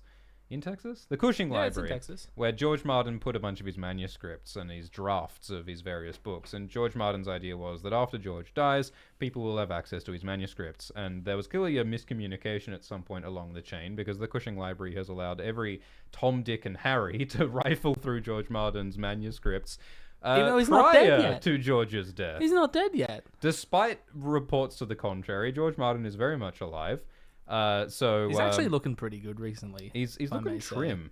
And so some sleuths have gone through his manuscripts and found notes from George and from George's editors written onto the manuscripts of drafts of his published books. And in one of those manuscript notes, George's editor, I think Anne Grohl, wrote, "Oh, is Benjen Cold Hands?" And then George Martin wrote in reply, "No." And that's the most... It's the first outcome that springs to mind when you're thinking, who the hell is this Cold Hands guy, right? So it's quite important that George seemingly just instantly dispelled that idea. Yeah, and it's like, why would George lie if this is a note to his editor? I think he's capable of lying to his editor. Well, I mean, he lies to his publishers all the time, right? he lies to himself. Yeah, well, and George also changes his mind about things is another Yeah. thing that happens. So maybe that day Cold Hands wasn't Benjen. It could be a cheeky sort of a no, of course not. He. Or like maybe it could have been that. in the way that George is thinking, Cold Hands isn't Benjen, but Benjen became Cold Hands. Maybe it's like a weird technicality that he... there's just so many other explanations. Yeah. I think Humesy makes a good point, which is that a lot of people take it as gospel truth. Yes, that this is Cold treated Hands as canon. Absolutely is not Benjamin because of that note.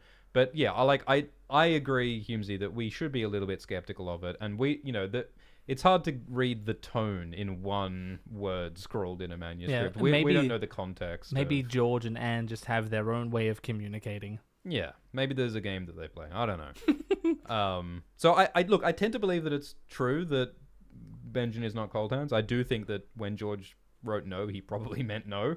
And you think that was George? Well, yeah, you think was that it George? photo on that Reddit post was from George's manuscript? Well, yeah, there's no absolute proof that even that is true. So, I mean, look, a lot of those like Reddit sleuths have done great work. I can't remember the name of that Redditor off the top of my head. I think Honeybird might have been Honeybird.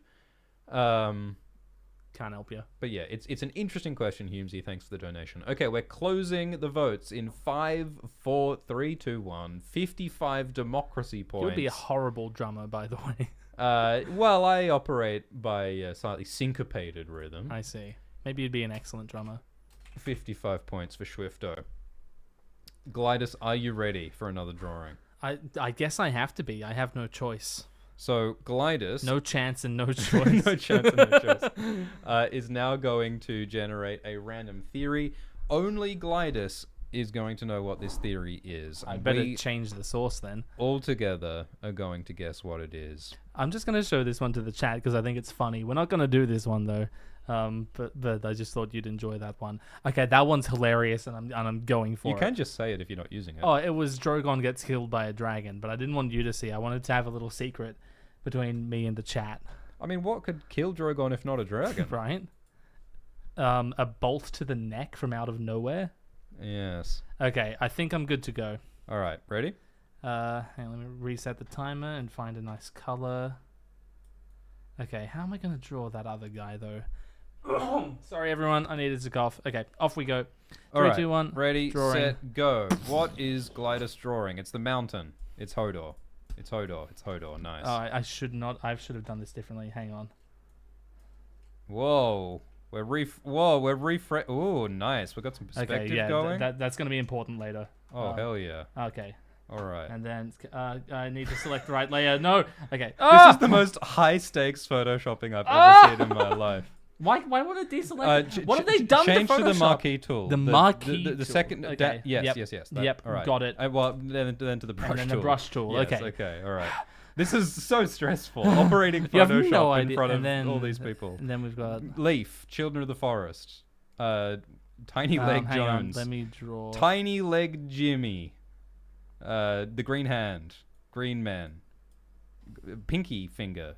The pinky finger. The fingers. Little finger, little finger, little finger. Okay. All right, Hodor and Littlefinger. And then, of course... Hodor and Littlefinger are the 3 heads of the dragon. Hodor and Littlefinger are twins! Hodor and Littlefinger are twins! Yay! Hodor and Littlefinger are twins! Yeah!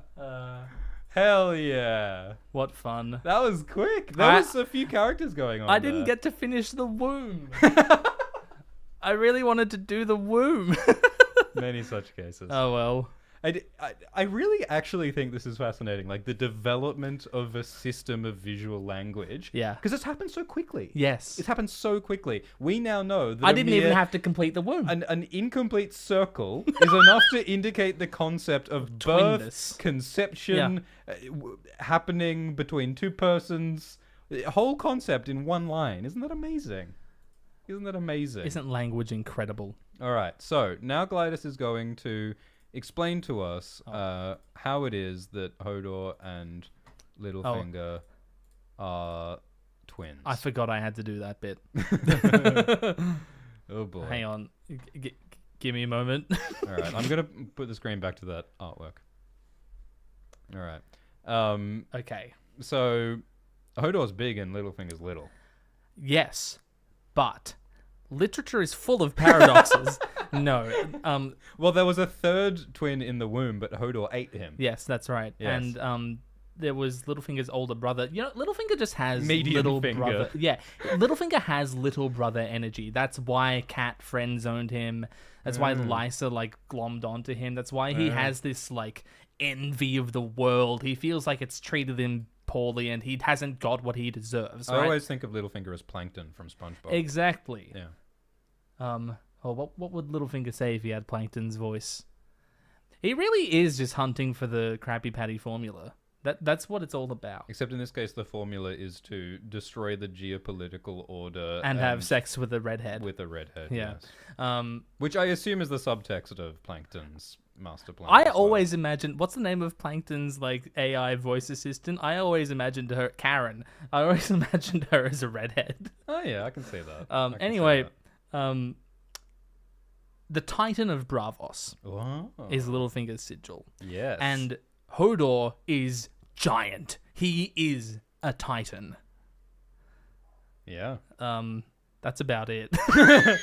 Well, a small man can cast a large shadow. That's true. And what is Hodor if not the shadow? The shadow of a man. Well, ironically, Hodor is under the shadow of Littlefinger. Because Yeah. Littlefinger has this huge impact on the Stark family and on the war by tricking Cat and That's by right. getting Winterfell burned, forcing Hodor to flee. So Littlefinger is messing with his big brother. Yeah. Getting revenge on his big brother, avenging Mediumfinger, who was eaten in the womb by Even though Hodor. I'm pretty sure Hodor is younger than Littlefinger. Well, that's what they want you to think. Not in the show necessarily. Actually, probably, but I'm not sure. In the books, I'm pretty sure Hodor would be younger than Peter. What else have I got going on here? What else is going on up here? Nothing. They're not twins though, are Wait, they? so who birthed Littlefinger and Hodor? Their mother. Who? What a stupid question. Old Nan? Are we saying that Old Nan is Littlefinger's mother? Well, Old Nan isn't Hodor's mother, is she? I thought she said she was his great grandmother or something. Oh, that's interesting. Well, continue that while I Technical difficulties in the back end. Well, I literally can't. I picked a really easy theory to draw by our standards, but not one that actually makes any sense. And I forgot that I would have to do this bit. So what I'm thinking is Bravos, fingers. Hodor has big fingers, so that doesn't work. I think now's a good time to. Do you think Hodor's in love with Catelyn? In some Freudian way, probably. Now's a good time to buy a T-shirt. Yeah, or you could print. get a T-shirt. Links in the description. That's fine. You could get one of those. And at the end of this stream, we're going to debate which of our many artworks are going to become T-shirts in the next round. All right, YouTube. If we actually do that. YouTube did a prank on us, but now it's almost time to vote. Is Hodor the twin of Littlefinger? Both of their names end in R. That's right. Thank you, Sarah, in the chat. Well, I think in Westeros, siblings usually do share. Yeah, they had like Hobber and Slobber. Yeah, That's it's not like a their actual Westerosi names, thing. I imagine. All right, live No, chat. they're The polls are open. Please vote now to decide whether Littlefinger and Hodor are twins. I've noticed that a lot of you are voting no. Oh my goodness. And look, I love democracy, but I've got an issue with the way you're voting. No, we love democracy as long as you vote correctly. Someone has said the most insanely correct thing I've ever seen. You asked who their mother is. They're paternal twins. They have the same father.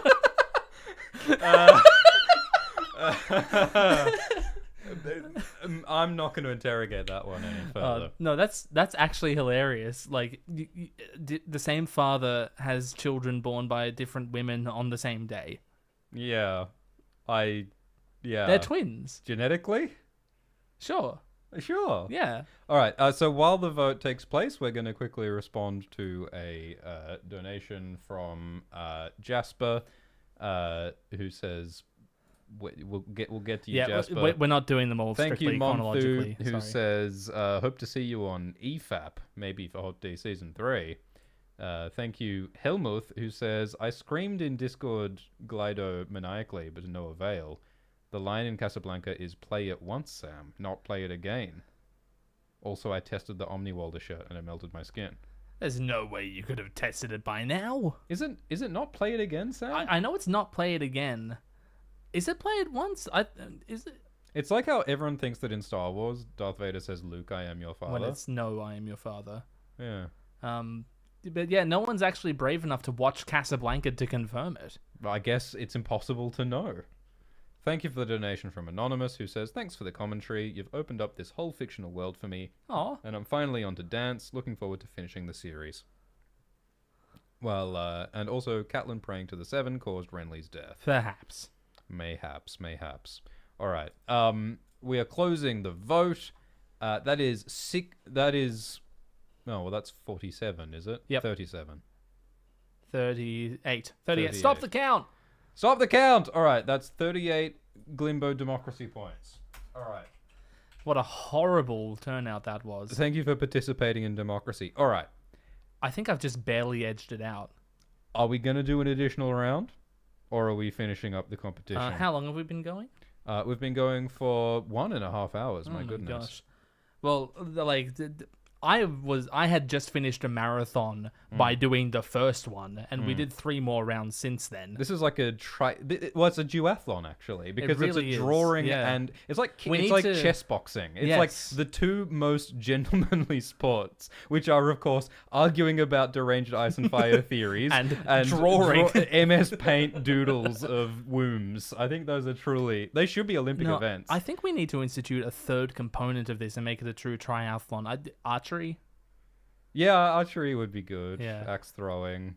Axe throwing. And it has nothing to do with the ice and fire theories. We just do a round of axe throwing.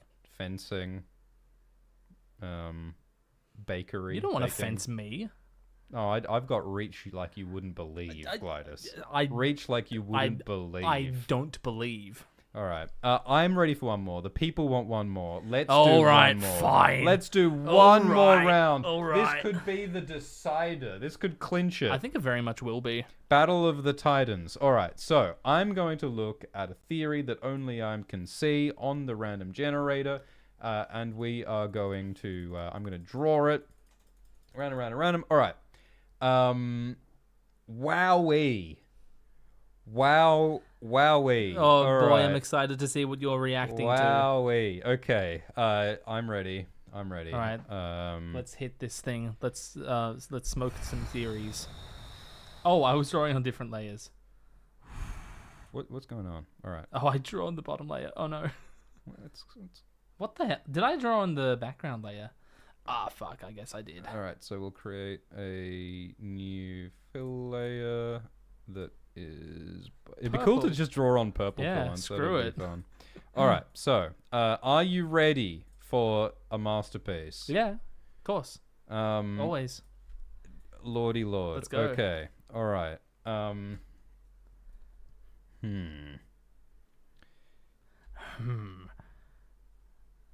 Oh, most of your characters are smiling. This guy's not. Oh, is that a tombstone?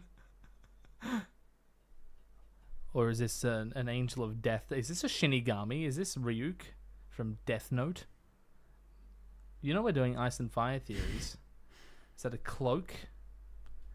It's a cloak, and is it Dolorous Ed? And his bemused little face there? No, probably not. It's Tatters. It's the tattered Prince of Pentos. Yes, okay. Holy moly.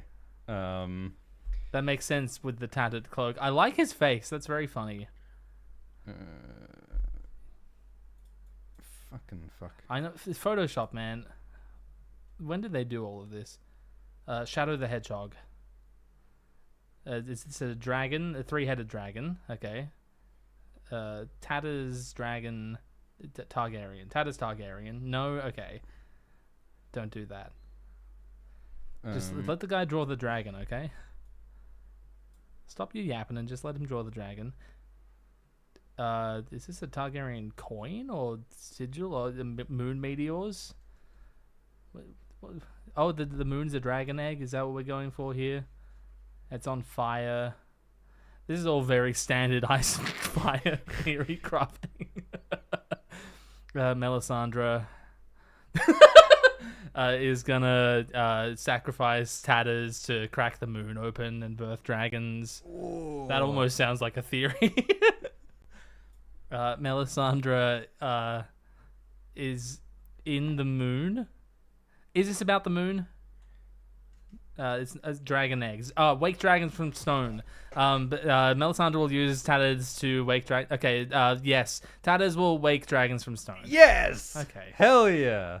That is not an easy one. What was the get. Melisandre about? Well, I was just putting Melisandre in there to connect it makes to me waking think the of stone yeah, dragon. Okay.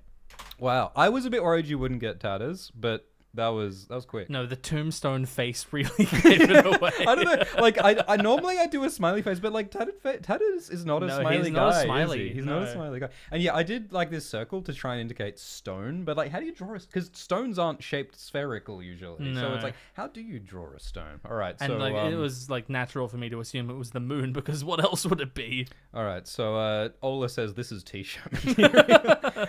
I think the ultimate compliment would be if one of these was used as someone's like album cover Or phone background. It's like all of those like Warhammer illustrations that were just yeah. so banging that like some like metal band just like stole it for their like vinyl, you know? That's how you know you've made it. All right, so now, oh boy, there's a second round, isn't there? I am now going to convince everybody. Oh, can you show us the theory, by the way? Yes. So that's the theory. The Tattered Prince will wake the Stone Dragon. That's crazy. So, this is actually not that hard, because Daenerys Targaryen is assembling various lieutenants and leaders to accompany her in her invasion of Westeros. One of those people is the Tattered Prince. He's a character who's not in the TV show, he's in the books. He leads the Windblown, and he is brutal, and he is on Daenerys' side, and he's helping her win the Battle of Fire and Meereen. So, obviously, George is setting up for Tatters to accompany Daenerys west. There's a lot of interesting theories about how Tatters came from Volantis. Is it Volantis or Pentos? It's Pentos. And people think that Tatters might get revenge on Pentos, and all that's very interesting. Right, I and forgot that I'm convinced wasn't by canon. it. I just called him the Prince of Pentos. Yeah, and so naturally, Daenerys is eventually going to get to Dragonstone, like in the TV show.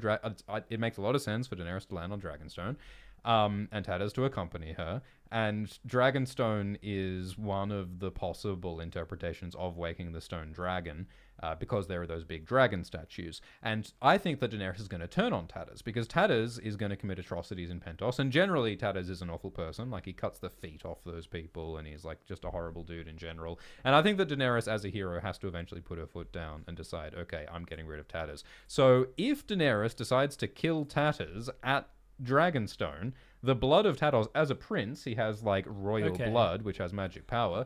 And so the sacrifice of the Tattered Prince at Dragonstone will wake the dragon statues, as Melisandre prophesies in the books, waking the stone dragons. Couldn't you also argue that it wakes Daenerys' dragon? Like having her put her foot down against the atrocities committed in her name? Well, yeah, I mean, you actually could make a different argument that, like, Daenerys, in her last chapter in the published books, she says, my words are fire and blood. I'm embracing fire. I'm embracing being a dragon. And Tatters is undeniably a part of that. Because, like, in the same way that Daenerys at the end of Dance is turning more towards assertiveness and violence, Tatters is pushing assertiveness and violence. All of these, like, mercenary characters around her want Daenerys to invade and conquer, and that's where Daenerys is going. Like, Tatters and Daenerys are aligning in pushing Daenerys towards her Targaryen dragon identity. So in that sense, Tatters is one of several characters who are helping to wake the dragon that was dormant from within Daenerys, like the eggs. The dragon eggs are described as stone eggs.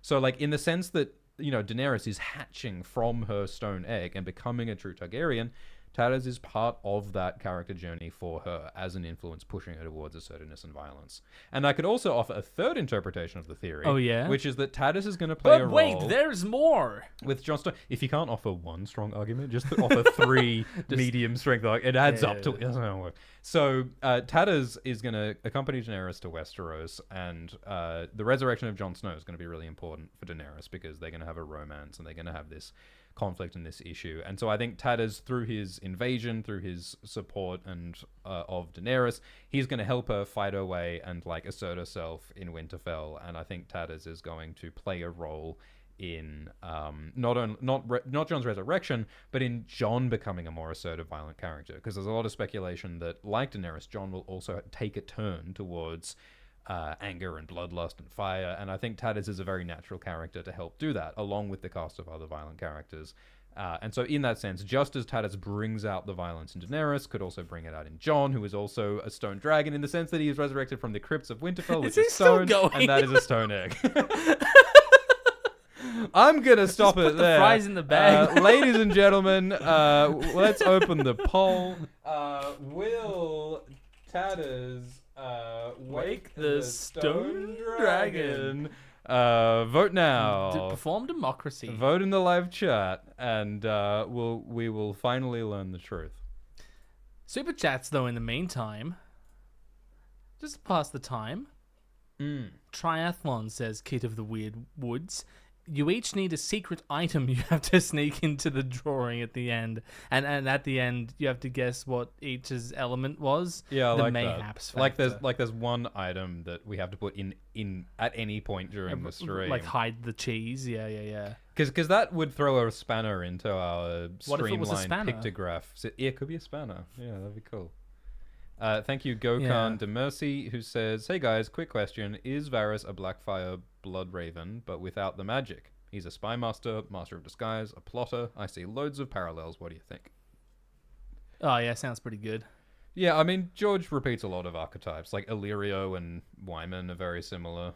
And, you know, Varys also seems to be in the mood for statecraft and manipulating things so that his preferred branch of Targaryens sit the Iron Throne, Yeah, and he also which has is very much what Bloodraven did as well. like a magic aspect with his cock and balls being Yeah. burned for magical purposes. And I think there are legit theories that Varys has Valyrian blood or Targaryen blood. So, you know, never seen them in the room together. Yeah. I'm not gonna answer that one. And thank you, Azomi, who says, "Love the streams.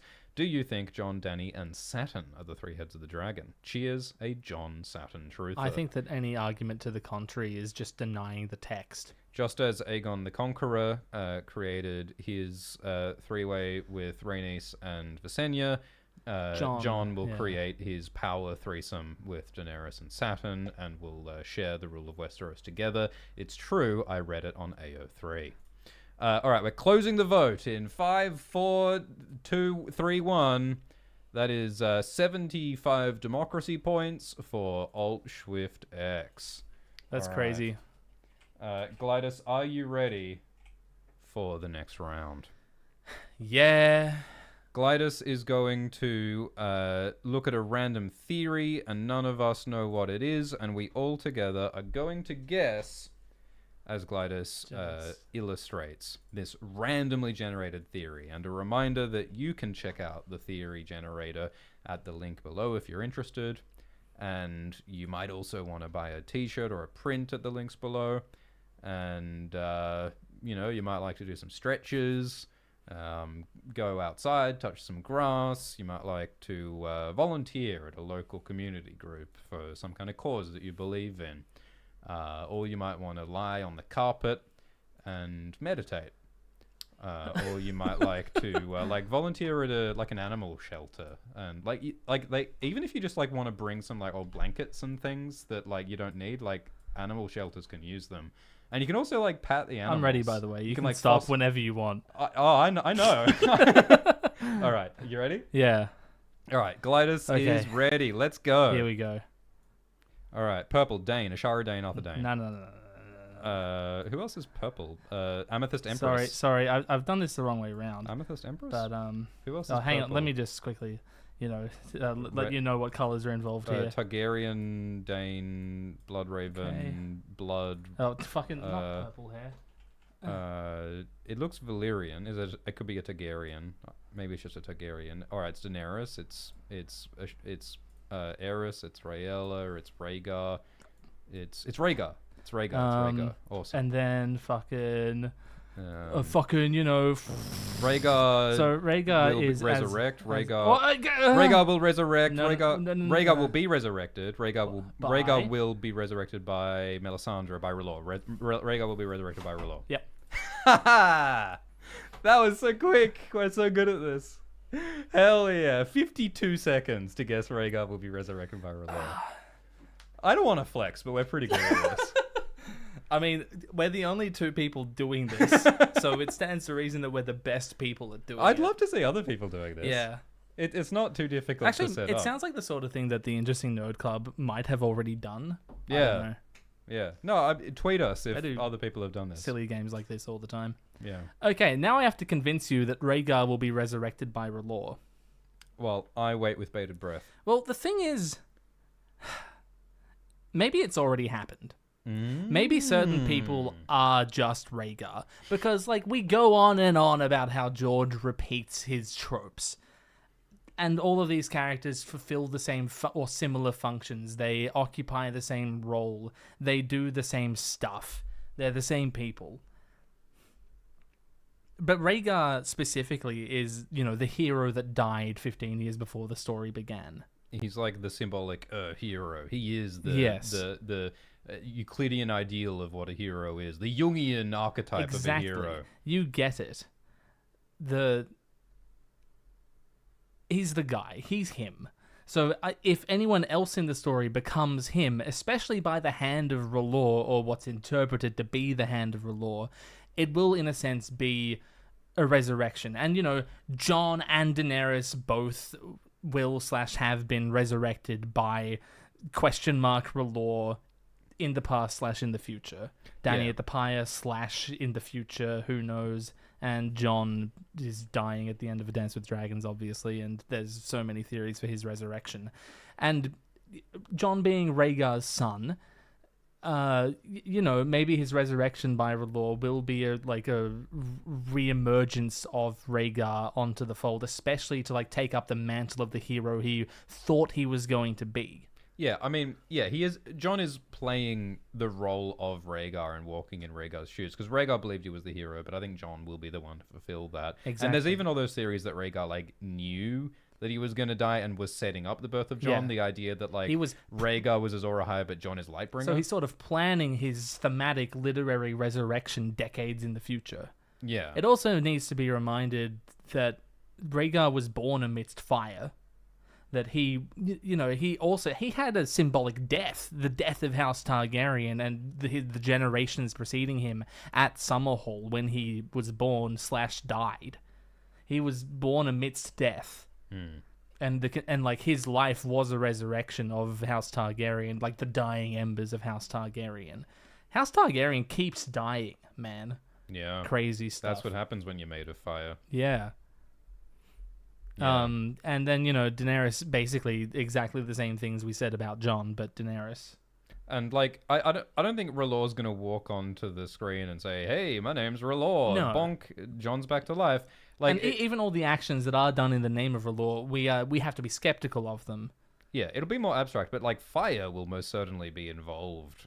If only symbolically, in the resurrection of Jon. And what is R'hllor if not fire? Yeah. Yeah. So I think Rhaegar re-emerging, if not literally, thematically, historically, literarily, we're busting out all the bangers today. Isn't that a flower? Yeah, I believe it is. It smells horrible.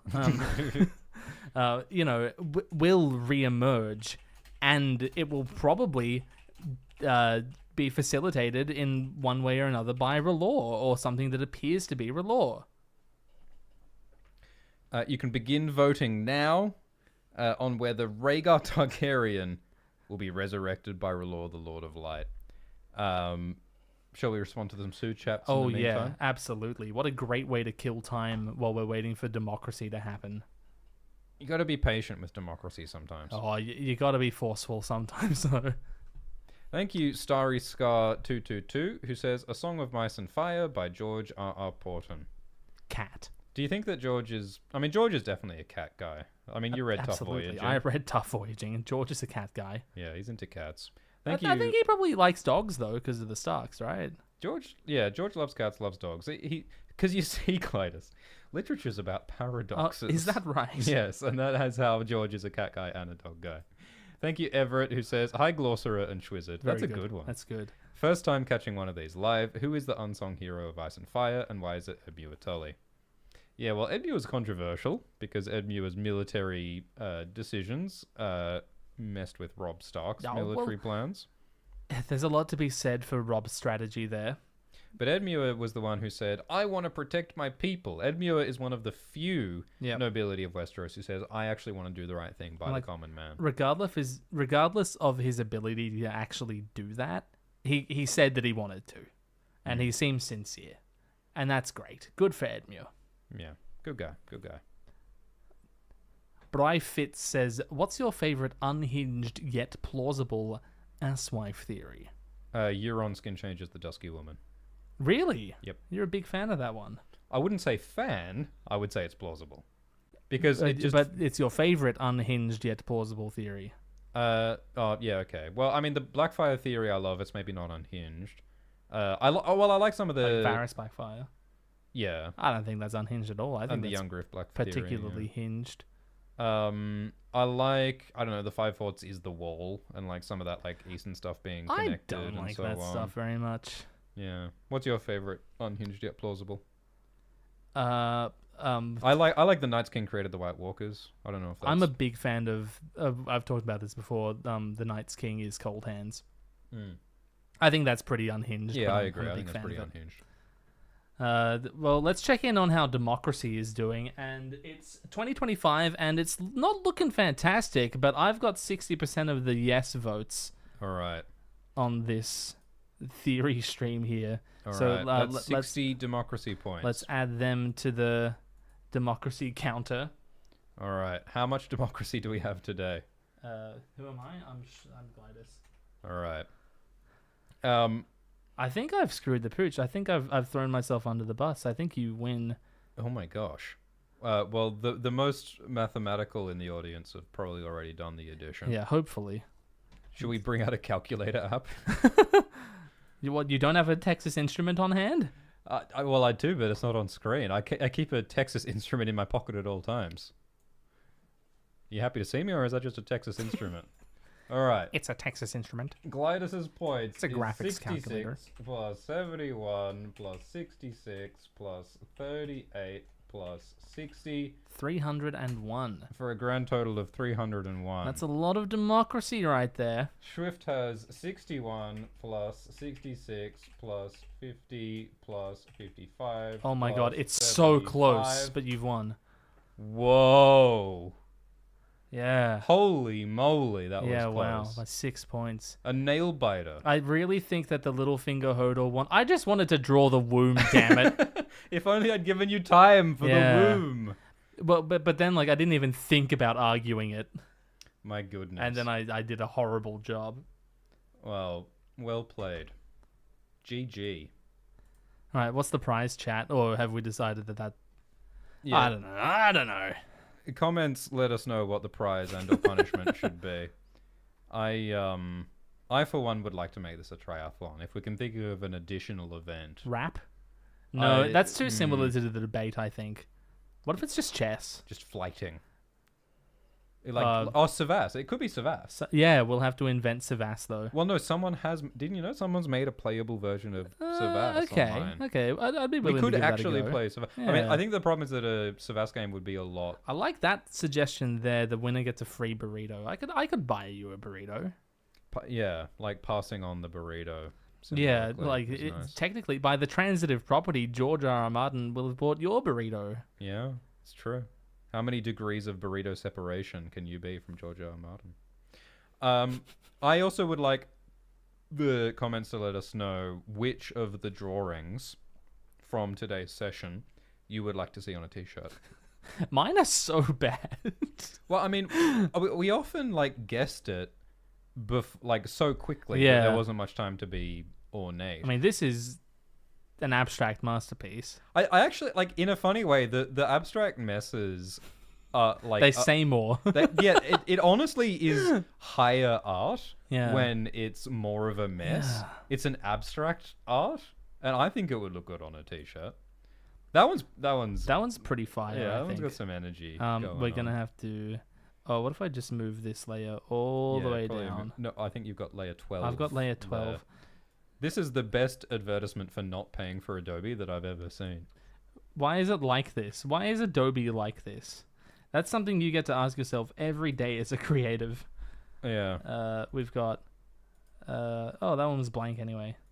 Who's that YouTube animator who made that wonderful breaking up with Adobe? Oh, I can't remember, but I watched it and felt infuriated that now I have no excuse to. Yeah, check out Stop using check it. out the YouTube channel James Lee, who has a character called Nox and has made a bunch of very creative, stylish videos about breaking up with Adobe. I do James Lee made that animation Tarboy. This was like back on the Newgrounds Right. days, and I remember when Tarboy was really great soundtrack. That's great. Support your... Yeah, that was 15 years ago, my goodness. So yeah, YouTube upload was 15 years ago. Maybe it was up on Newgrounds earlier than that. Yeah, probably. Some of yours are pretty epic. I like. You think- go wild with the tips. You there's a really want fun me to know energy that to it, I got isn't the there? right answer. Yeah. There's something frantic. You can see the Yeah. flow here. It's telling a direct. It has a directionality to it. There's like emotion to Yeah. it for sure. A lot of like It visual draws the direction eyes. in it. This is That, I that's mean- actually t-shirt worthy. Yeah, that is the best T-shirt I've ever seen. Holy moly! If someone recognizes that, that's like Dignity from The Simpsons. Like, That was our it's fastest. Cersei Targaryen, you idiot. Can we appreciate that deep cut reference to the scene in The Simpsons where they're playing Pictionary? Is it Ned who draws? It's it's Kirk it's Van Houten. Kirk Van Mr. Houten. Swift. Yeah. Great classic scene. Glurk Great Van classic Schwouten. hits. This one's Though fantastic. I because was of the I was oryx. like I did not Looks know more how like a to depict Minecraft mob Gret. than anything else. Yeah, that's wonderful. uh, That one's a this one's a think, doozy. Mage Mormont Targaryen. yeah. I think we've figured out that purple eyes are really good. Yeah, I keep going for purple body, and you go Dane. I borderline cheated by just saying what events. Like I'd give a clue there because it's really hard. Yeah, to this depict. one was tough. How do you represent a tourney? This was hilarious. Yeah, well the glamour imagery. Yeah, was really, we really cracked a chestnut with that one. we did. I like this one. What was this one? Theon Theon Septim is Mordain? Mordain. That was our yeah. first one today, wasn't it? Mordain was difficult. And then too. these were our tests. Yeah, that was a practice. warm-ups. That one is Kevin Lannister as Lannister. Nissa Nissa. Yeah. Of And course. this is Daenerys is Aurane Waters. This is before I really cracked how I would draw Targaryens, and that's a seahorse, as you can see. Well, and it's he's got interesting. green eyes and blonde hair, so he's Aurane Waters. Peering obviously. back to like a different artistic period Yeah. in the oeuvre is We've really instructive. grown and changed since. I truly feel like a different person than I was when we started this. What fun we have. We What like to have fun here. What fun. Oh, we're on the Um, timer again. All right, I think that concludes our Pictionary duathlon portion. I think we will spend the rest of the stream responding to your generous donations Do you and think we super can- chats. Think we can get through all of them? We'll do I our reckon best. we can try. We'll do our best. So yeah, thanks for everyone for joining in this madness. I was a bit worried this wouldn't work at all. I still am not sure what the rules are, but I think that we pulled it off with aplomb. And thanks so much for voting.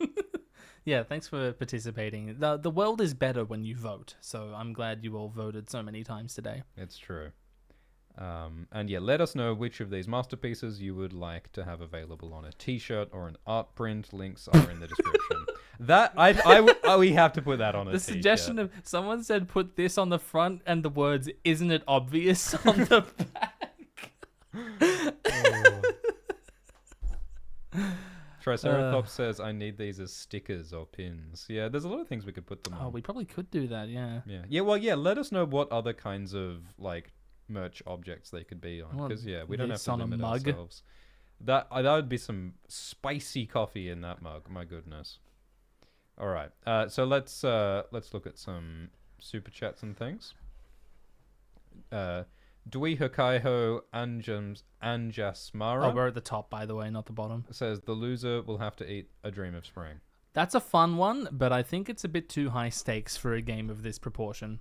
How does one eat a dream?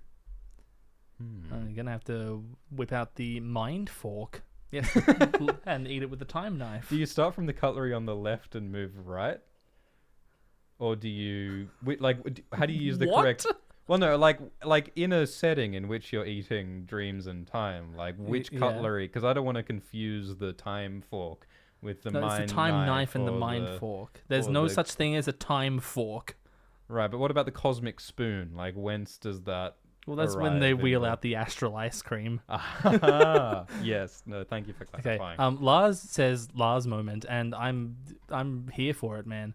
And Tony Manic says, great streams. Any ideas who recruited Bloodraven to the old gods? How did Bloodravens fall in with the old gods, Mr. Swift? Maybe a fun answer is the Great Other. The Great Other. I mean, like what? I mean, we don't know any specific individuals who are part of the old gods prior to Bloodraven. I mean, we are aware of the Green Men. We're aware of Leaf. We're House aware Blackwood. of Snowy Locks. Was it Snowy Locks? The fool you were trying to think of. Jojen from Snowy Locks is a child of the forest. I know. I was trying. Jelly Jumps. Jelly Jumps. Jelly Jumps. My favorite. Blump. My favorite OC. Blumhouse. Blumhouse. Jelly Jumps. Jelly Blumhouse. Jelly Jumps Blumhouse. Yeah, I think that Euron probably just heard from the old gods in general. I don't know if that's an individual character, but I think the idea of like the Bloodstone He's a Emperor Blackwood. actually. Yeah, he's a Blackwood. Yeah, Why are you dancing around that? He's a Blackwood.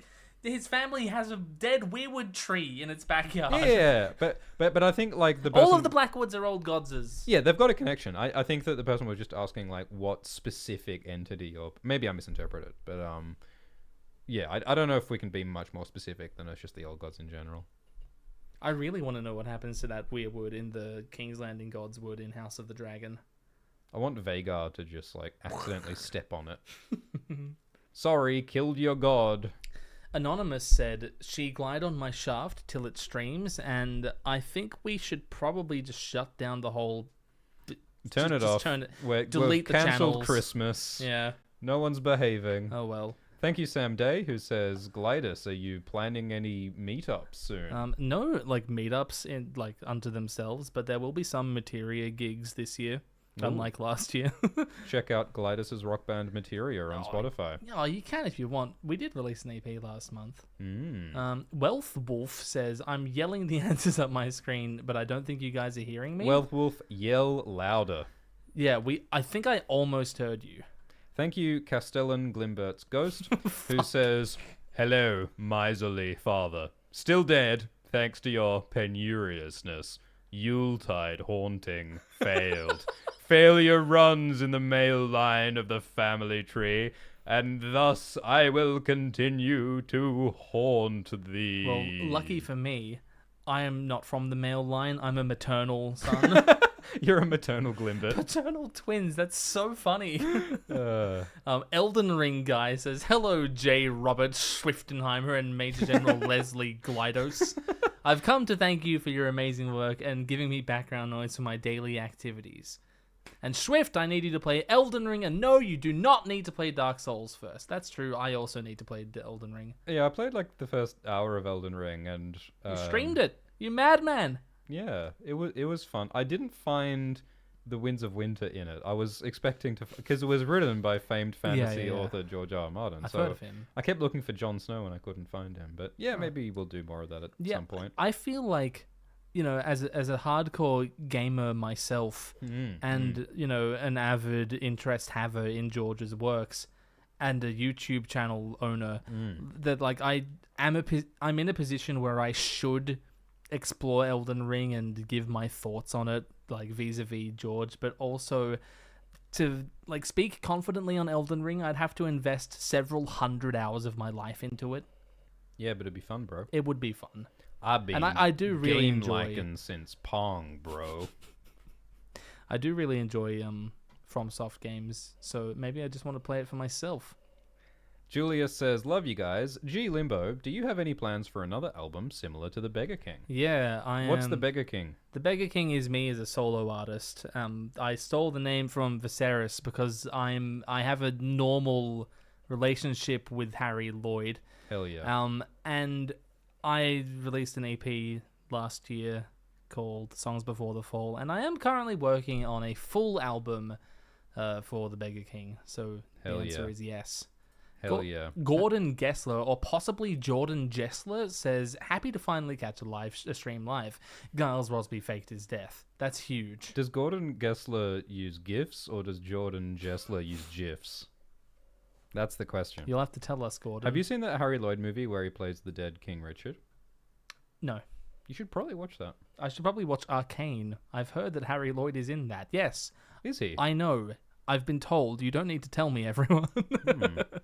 Patrick Mitchell says, Glidus, which house is a faceless assassin? Most of them. Yeah. That's sort of how can't prove feudalism they're just not. just crumbles down, isn't it? Yeah. It whittles humans down to facelessness and makes weapons out of men. Thank you, Margarita Gomez, who says, "Do you know the channel Michael Talks About Stuff? He has a great video about the others." I've seen Michael Talks About Stuff, but I don't think I've seen that video. Same. Bad Joke Artist says, I really want to support the smaller channels in this community. Yeah. Sorry, that's not what Bad Joke Artist says. It's what I'm saying right now, Yeah. just off the cuff. Please watch other channels Yeah. other than the most well-known ones, because there are lots of smaller channels making awesome There new are so stuff. many. It's insane. Yeah, the only reason why we haven't seen all this is that there's too much of it There's to all so keep much. up with. So And also, I've been watching Ice and Fire YouTube videos for like 15 years now. in the comments, please tell us That's your been 10 favorite years. Ice and Fire channel that is not us. Thank you, Bad Joke Artist, who says, "Greetings, Schwastodonic and Glue Factory." Oh, I like Glue Factory. That's got layers to it, that one. Because of the horses. Yeah. Huge fan of all the content. There was a solid 2-month period of my life where I couldn't fall asleep without listening to the Tyrion The rap. Tyrion rap? That is all. Oh, well, oh, wow. Should we tell them? Oh, yeah, no, there is a Yeah. special thing happening There's soon. news regarding the Tyrion rap. Yeah, no, that's very fortuitous. So, due to the sins of humanity, God has decided to punish the species by putting the Alt-Swift X raps on Spotify in the very near future. And the Tyrion rap, the June rap, and the Jon Snow rap Jon by Snow Alt-Swift X will be on Spotify soon. And I don't want to spoil it, but Glidus has made a contribution, a slight remix of the Tyrion rap, and it is now so much better It's than so before. funny. I cackled when I heard what Glidus added to the Tyrion rap. It will and, be on other major music platforms also, by the way, not just Spotify. Yes, so you will be able to stream those, and I'm delighted. I'm delighted that they exist, and I'm delighted that you're delighted by it, Bad Joke Artist. Yippee. I really loved working on those as well. Yeah, What I can't fun. wait for the next one. What's the next one You're going to doing be? another one. Gosh, you Ooh. can't be stopped. Woohoo. Zanny says, "I love your streams together. Have either interacted with Moonman on YouTube's theory about Stannis and the Peach? Would recommend. It's a new way of thinking about the one true king that I quite like." I really like the confident use of the acronym OTK. Yeah, like we all know. assuming that we all know that means one I true mean, king. we did, didn't we? We got it. Spoiler, he asserts that the peach represents the throne. I feel like a peach is the opposite of a throne. A peach is Do you mean like soft a and succulent, and a throne is spiky and, well, epistemologically, Yeah. physically, symbolically, in every sense. In every sense. Everyolically. But I mean, yeah, no, I should check out the video by Moonman. I don't think I know Moonman, actually. Kazumi the Third says, "Woohoo! That's one hell of a way to spell woohoo. Lucky to catch you guys live again. Love your work. I play the audio of your collaborations in a loop while at the lab." At the lab? What the hell? Oh my Oh goodness. my god, what have we been privy to? Imagine if we like distract, like you do a secret tunnel, and like exactly this time they're holding the pipette above the pangolin, and then it hits the bat, and then like, is that what happened? Is May that have what been. happened with the pangolin and the bat? Well, no, because we only started streaming together because we were bored during COVID. Yeah. Imagine innocent of stirring that. a chemical while you hear a theory about Tommen in drag. When did we talk about Tommen in drag? I don't remember anything. I per se, I Glidus. love that we never remember anything about these streams. It's hilarious. Wonderful. And then like people rewatch them over and over again and talk to me as though I know what I said. I'm glad that Kazumi is doing important things in a lab.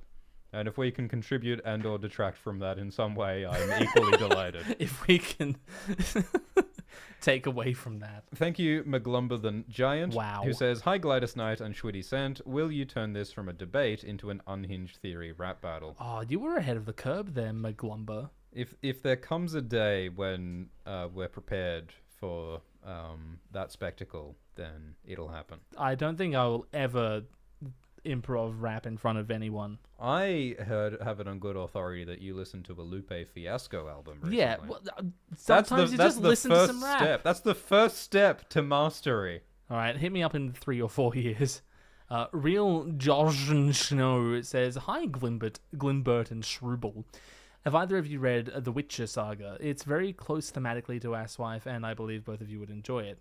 And hope you abridge some cock soon so I don't have to read anymore." That's so real. Yeah, well, if there's one thing that I stand for in this complex world, it's that reading is the greatest scourge upon this earth. And if I can prevent just one child from having to read one of those cursed tree corpses that we call books, then I will have done a good thing. So you're right. I'm leaving too much cock unabridged.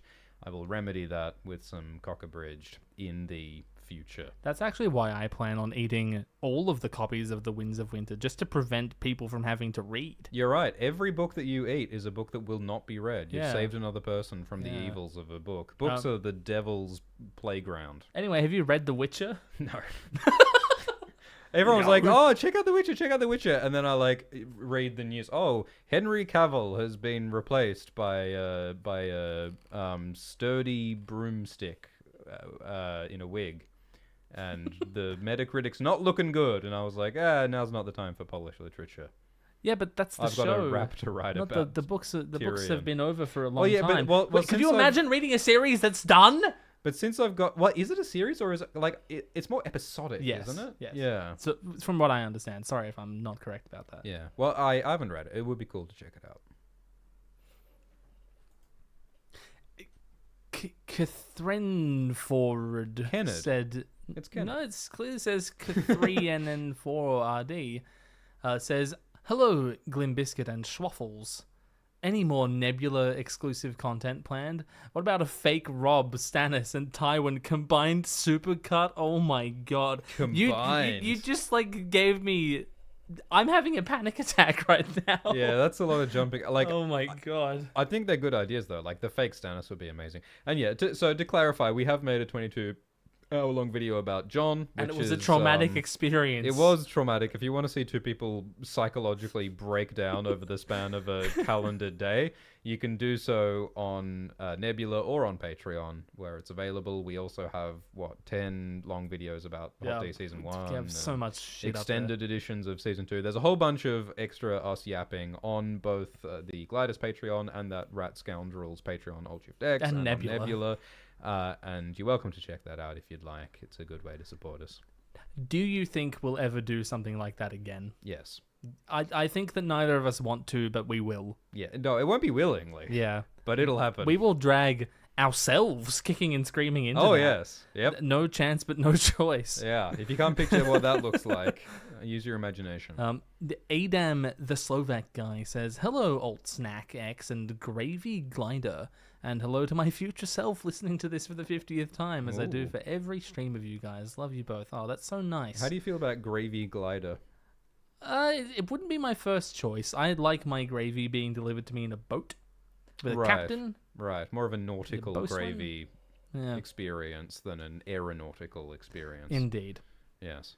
Because glider makes me think of like a sugar glider, and I don't want to picture a sugar glider giving me gravy. Well, what my issue is that once the gravy has taken flight, how does it decelerate safely without spilling gravy everywhere? Yeah, the boat, like all of that's been accounted for. Like, velocity's all well and good until it comes to the deceleration. Yeah, it's not the speed that kills you. Yeah, then you got to think about crumple zones and such, and it all gets complicated. Does the gravy glider have crumple zones? Yeah. All about the Delta Vs. Thank you, Anonymous, who says, hi, Glimberglag and Schwimster. What do you think of Jake Peralta's theory that Bran Stark is the three-eyed raven? Is that actually what he says? B99S5 Episode 8. I'll have to go watch that.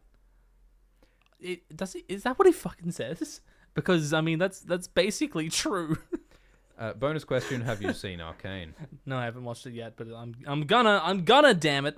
I have not watched any television show that's come out in the last 40 years, but I did watch Commander Cody, Sky Marshal of the Universe, which came out in the 1950s.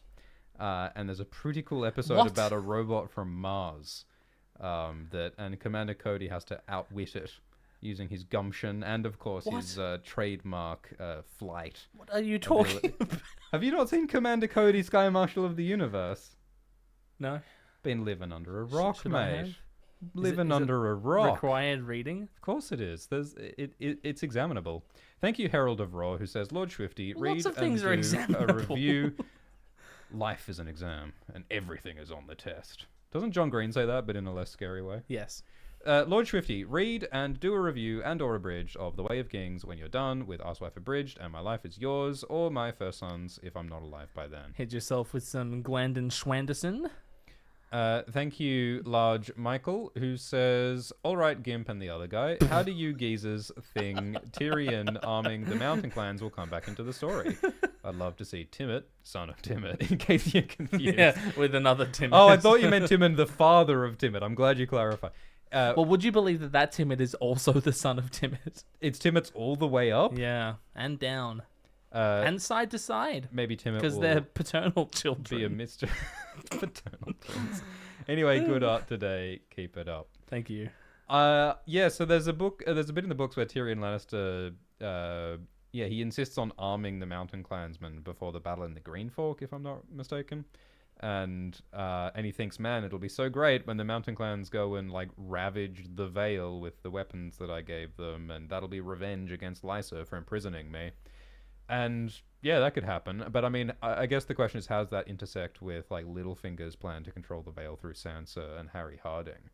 I think that's an interesting question. I think no matter how it comes back, and I reckon it will, should the series ever continue, I think it's going to be hilarious. I think there's no way that the Mountain Clans could re-enter the story that isn't hilarious. Yeah, I agree. I mean, I think that like Littlefinger and Sansa are going to go to Winterfell, and I think Sansa like being at Winterfell is what's going to happen, leaving the Vale open for the Mountain Clansmen to take it, and that could be a way of Tyrion proving his worth to Daenerys.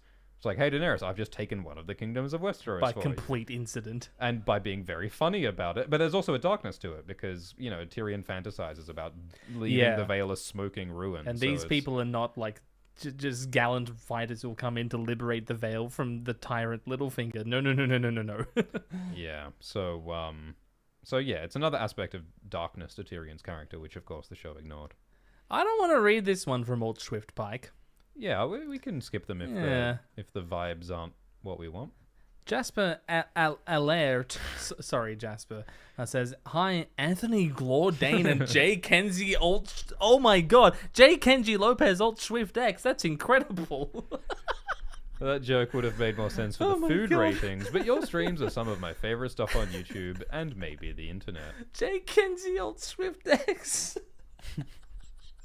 I've always thought we should distribute our streams as floppy disks as well. Yeah, true. So that they can survive when the internet gets deleted by Roko's basilisk. Schwadam Reglusia. There we go.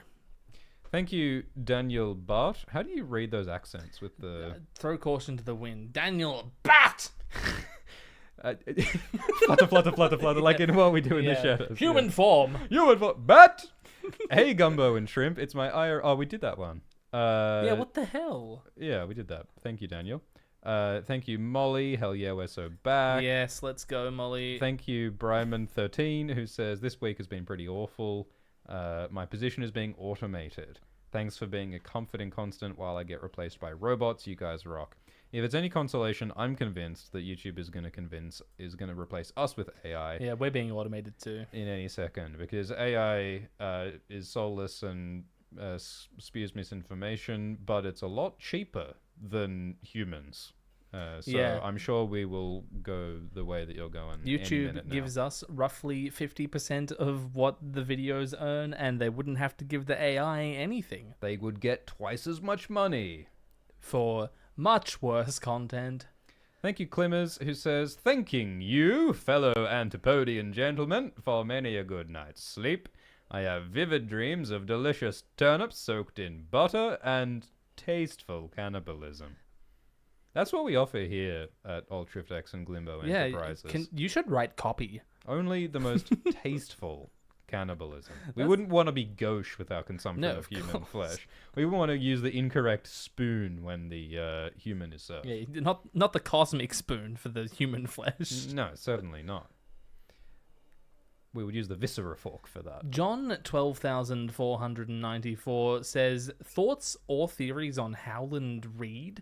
I imagine he'll have a positive impact on the Starks as he was a good friend to Ned, and George seems to love the connection between true friends. However, he's also a magic user, which never ends well. We don't know that Howland is a magic user. Yes, but what if what people think is magic is just frogs? Just ribbitry all the way down. I mean, we know that Howland supposedly visited the Isle of Faces and the Green Men. And it's plausible that Howland might have Green Seer magic because Jojen has Green Seer magic, but there's no proof that Howland is magic. I don't think... Is there a genetic component to Green Seer hood? Green Seer ship? I mean... Like, skin changing, like, yes, but... we think. Well, you need to be a Green Seer to be you need to be a skin changer to be a Green Seer, apparently. And it seems that Green Seer blood is in First Man blood and Children of the Forest blood. Yeah, true. So I think there is a genetic connection. Okay. But I mean, like, it can't be like every Green Seer has a Green Seer as a parent, surely. Like, I think it has to be a bit more random special than that, yeah. But yeah, I think there's lots to be said about Howland Reed.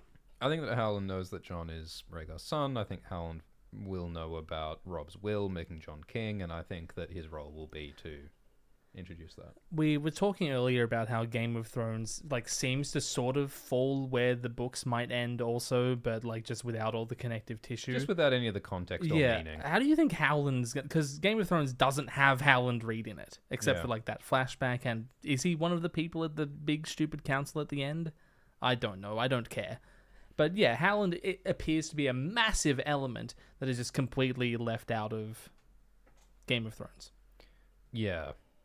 Yeah, well, remember when Sam in GOT Season 8 just comes out of nowhere and says... What if we voted for who was king? Well, when what if Sam we all is had like, democracy sausages? The only legitimate use of democracy is to determine whose pictionary was most compelling. That's true. Everything else, just behead a chicken and let it run across the Wheel of Fortune board. That's how we did it in my village. There isn't a village anymore. But that's unrelated to our form of government. The chickens revolted. What the chicken demands, the poultry shall receive. But the way that Sam pops up out of nowhere and just says, "By the way, Jon's a Targaryen. I read Gilly read about Rhaegar. Like Gilly reading about Rhaegar? No, in the books it'll be Howland. That's what I think. So dumb. Thank you, Sylvie, who says, It's OMG, so dumb. It's my fave parasocial besties. First time I've caught a stream in the 3 years I've been listening. Thanks for the content. I've watched the fake Jon Snow 3 times. Thanks, Sylvie. That's crazy. And we're sorry. I'm not sorry. Thank you and sorry. Hey, it's Molly again. Doesn't feel right to be giving out my democracy without getting a democracy snag. Well, you know where to find them. Do you think, like, we should make some kind of deal where if you buy all 3 of the t-shirts, you get a sausage in the mail in the as well? shipping with your shirts? Would you get In fact, it's been rolling around with the shirts and they're all covered with sausage grease. 3 greasy shirts. Oh, boy. Thank you, Elliot, who says, Happy New Year, Altius Schweizer and Tribune Aguila. Wow. Thoughts on Lady Hornwood biting off her fingers due to flaying rather than starvation. Loved the video games vid Glile. Oh yeah, I made a video. You just dropped a video like it was no thing. Yeah, I made that video in like 4 days. I thought we were meant to like slave over videos for like a year of neurosis before we were allowed to post anything. Like I watched that trailer for the mobile game that they're making about Game of Thrones in the year of our Lord 2025, and I just got angry. And anger is probably the greatest motivating factor when it comes to making a video. Look, anger's a path to the dark side, but also to productivity. Yeah, totally. I think that, yeah, it makes some sense that, you know, Ramsay makes Theon beg to have his bits cut off to end the pain of flaying, so maybe something similar happened with Janella Hornwood. But I would frankly rather not think about it. And, like, 2 things can be true, right? Yeah, it can be both. Like, she was being starved. She may have been flayed. Why not both? I mean, leaving it ambiguous is the most horrifying option, I think. George knows how to write horror, and that involves ambiguity. He really does. Sparking your imagination so your brain goes to its most horrifying possibility that it can imagine. Yeah. Isn't he great? We love George. Rachel Katrine says, ending question. If King's Landing is destroyed, do you think it'll be rebuilt or a new capital established? Love yous. Yeah, I think it makes sense for like the Isle of Faces to become the new seat of government with Bran on it. Because, yeah, I do think it's likely... like, less of a, like, institutionalized, more of, like, a spiritual woo sort of government. Yeah, more of, like, a if the Greens hemp-based economy. Yeah, more yeah, of a sort of... vibes-based government. Yeah, everyone's on the green stuff. I think that like part of it could be returning to more of like 100 kingdoms or like 7 kingdoms. That's what like, I think. Politically decentralized. Because the whole thing of like Yeah. the only thing that could hold Westeros as one single unitary Dragons. realm was Targaryen dragons, and like Robert trying to hold it together is folly. And so I think ultimately, like without the dragons and Targaryens around anymore, it's going to turn into just more like different states on the continent, like real Europe. Yeah. We It's talked like about. it's like Middle Earth, the death of fantasy and the movement towards We really do all those. reality. Yeah, we did those. We did all these. That's crazy. My Jew says, "Thank you for all the good times. Been a big fan of your videos for years." ASX. What does ASX stand for? I sure hope you're referring to Alt Shift X and Oh, not Alt my Shift X. scoundrel of a demi half closen Alt Shift X. I don't even know how to. What a dumb name. What a dumb name. I think Alt Shift X. It's like some sort of twisted parody of my name. Call him your demi half cousin. Yeah, don't you have a demi half closen? Is he paternal or maternal? Makes my fraternal half closet. Well, it's not like we shared a womb. We're in the same womb, but at different times. Raven said, "This is chaos and I love it. I'm with you, Raven. I'm buying one of those shirts now. Are house words a first man or Andal thing? And when the wall falls, where will all the ice go?" What wonderful those are questions. both fantastic Yeah. questions. One of the other... And thank you for buying one of our shirts. Which you Which can buy at the links below. There's links in the description to buy. Anyway. No, I really like these questions. Where did house words come from? We see words being used as war cries and battle cries. And, I could absolutely imagine, those northern first men, running into battles. Like, winter is coming, or our blades are sharp. But, the Andals have that sort of formality to them and the knightly formality. As high as honor. Yeah. It's very Andal. I guess it might make the most sense if it's like... Family, duty, honor. I love your Andal voice. It's very pompous and Andal-y. I could believe that it's more of an Andal custom and the first men just sort of took their, war cries and they're like, yeah, that's the words we got, do. mate. Hear me roar. That'll do. Big bucket wool. Our buckets are voluminous. Do you think that's it? Our buckets are capacious. Capacious buckets. What if they're both? Our buckets are mastodonic.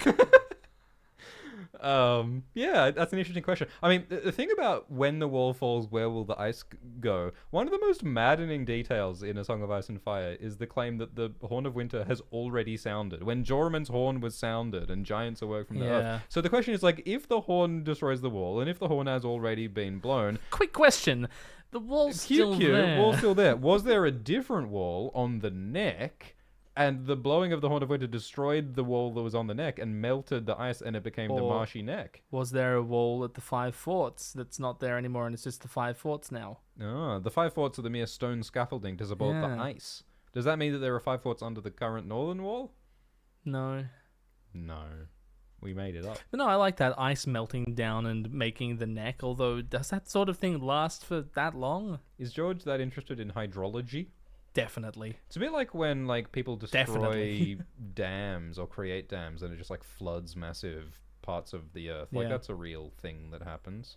Wasn't George researching Arctic exploration in the heroic age of the mid 19th century? This guy thinks about all sorts of crazy shit. Yeah, the thing I always think about is George describing John climbing the wall and thinking about he goes to the top of a hill and there's an elite team of climbers who go up first with their picks and then they drop down a rope ladder. So George takes these fantasy concepts and he's like, well, how would it actually work? Yeah. Whereas in Game of Thrones, it's like, yep, the new kid climbs the wall. Yeah. And he almost dies for no reason. We Is Ali also having terrible I think those are two separate terrible dental oh my god pain chats. No way. God, well, our hearts go out. Or is this the same person in different two different dental pain? Whatever, man. Gosh. However many people you are, we feel for your dental pain. Yuval Lewenstein says, hi. Hi, Yuval. First Synapse says, thank you guys. This live stream is just what I wanted today for my birthday. There's so many birthdays going on. So many birthdays. Thank you, First Synapse. Happy birthday. And thank you to Triceratops, who says, Dear fantastic. Glaucoma and Alstigmaschism X, This is one of my favorite live chats already. what do you think about the theory that Moat Cailin is just a big P.O. box, as Mira says, that Howland's moving castle has no maester and ravens cannot find it, but Ned allegedly exchanged letters with Howland? A big P.O. box. Like, that's like his place where he receives letters, and then does he send like a Crannogman to pick up? Because the Crannogman are around Moat Cailin when they're harassing Victarion at Moat Cailin. So is the idea here that Greywater Watch... Oh, Moat Cailin. Oh, I see. So, like, Greywater Watch doesn't actually exist, and Howland just, like, goes around the neck wherever. Well, no, I think the idea is that Greywater Watch just can't receive mail because Right. it's always moving, and the ravens get confused. So they have to do all of their information exchange at Moat Cailin. Yeah, that makes some It sense. does make sense, yeah. So yeah, the Crannogman at Moat Cailin take care of all of that for them. Yeah, why not? So that's why they've been killing all those Iron Men. They're just annoyed that Howland can't get his latest issue of Frog Monthly. Frog Monthly. Hold on. Who in Westeros would be making Frog Monthly that isn't Howland Reed? Well, there are various frog fanciers. I mean, at the Citadel, there are some... Okay, there's some probably frog some... enthusiasts. Do you have any Crannogman at the Citadel? I mean, personally, I think that Amphibian Quarterly actually has a somewhat better academic credentials when it comes to amphibian studies. I want a more frequent frog magazine. Is that okay? They do have better pictures in Frog Monthly, I would say. They've got that full cover Amphibian spread. Quarterly, you get more information about other amphibians that aren't frogs, like salamanders. But the frog purists among us really just want a frog focus exclusively. And there are various taxonomical disagreements about what even should be included amongst the frogs in Amphibian Quarterly. Go on. Well, we'd be here all night, Glidus. Yuval's back saying, love your videos. Thanks, Yuval. Thank you. Jason Roy doesn't say anything. He's just here. Thank you, Jason. Thank you, Anonymous, who says, Hey, Austrian Shilling and Material Girl. Wow. How would you feel if Sam met Gildane in the Winds of Winter? I'm fine with that. So Gildane wrote, is he the World of Ice and Fire? Ice and Fire guy. Yeah. Well, then maybe Gildane will say, "Hey, Sam, you should write a book about these historical events that just happened. You should call it A Song of Ice and Fire." How old would Gildane be? I guess we don't know his age. No, It's possible. He's around. Gildane was... So it was Yandel and Gildane, right? And Gildane was the older maester providing notes for Yandel? Yeah, I don't remember the exact fictional historiography off the top of my head right now. But I mean, like, the World of Ice and Fire acknowledges Joffrey becoming the king and stuff, so it's current. And isn't the title page, it's like got Robert's name crossed out and then Joffrey's written over it and then Tommen written over that as well? Yeah, so it's plausible that those characters both exist, and Sam's at the Citadel, so it could happen. I could see George just mentioning Gildane. What if he uses it as an advertisement for the World Book? Like, Sam meets Gildane, he's like, that's you should funny. read this book I worked on. That's funny. Available at Amazon and all reputable booksellers. Sam says, Hey, Gildane, I heard about this manuscript called Fire and Blood Volume 2, but I can't find And it Gildane anywhere. tells him to fuck off. Somewhere near the later annals of Duncan the Tall and Aegon the Fifth. I can't find those manuscripts. Have they gone missing?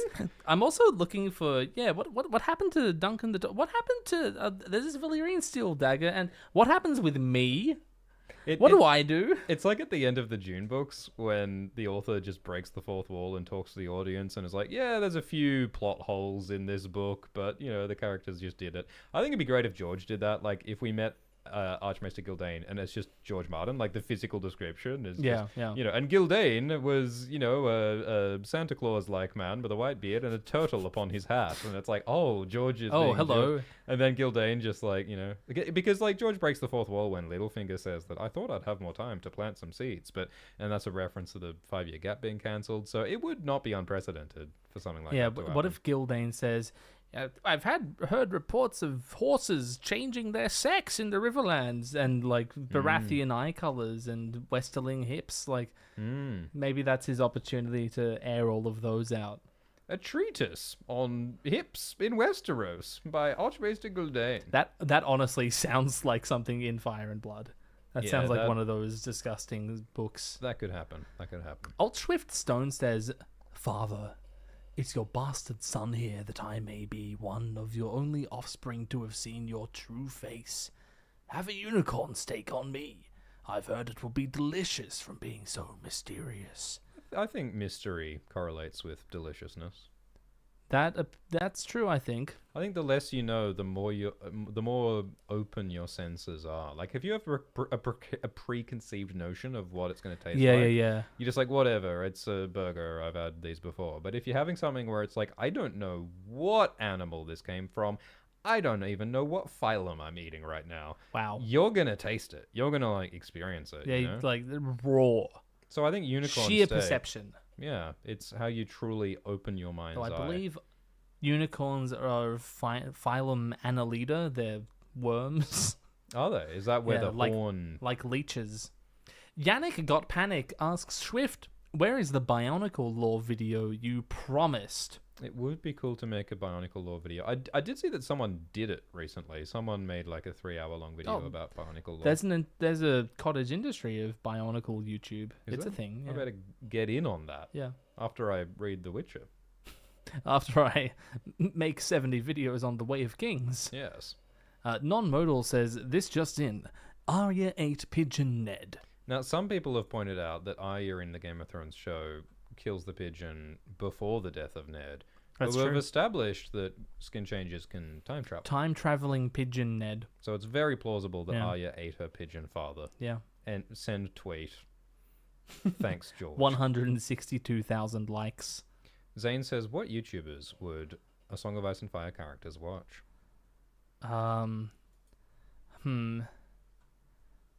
So Rickon's like raised on a diet of Coco Melon and Mr. Beast. Yeah, that tracks. Brand's on Minecraft YouTube at the moment, Yep. but not like Dream. More like Paul Suarez. Mm-hmm. Mumbo Jumbo. Leighton Hightower watches a lot of Kurzgesagt Yeah, and Khan Academy. and like Lemino, Yeah. Neo.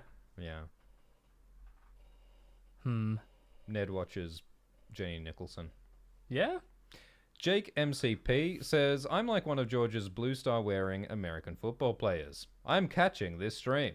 And if I play my cards right, I might get smashed by a large vegetarian later too. Very good.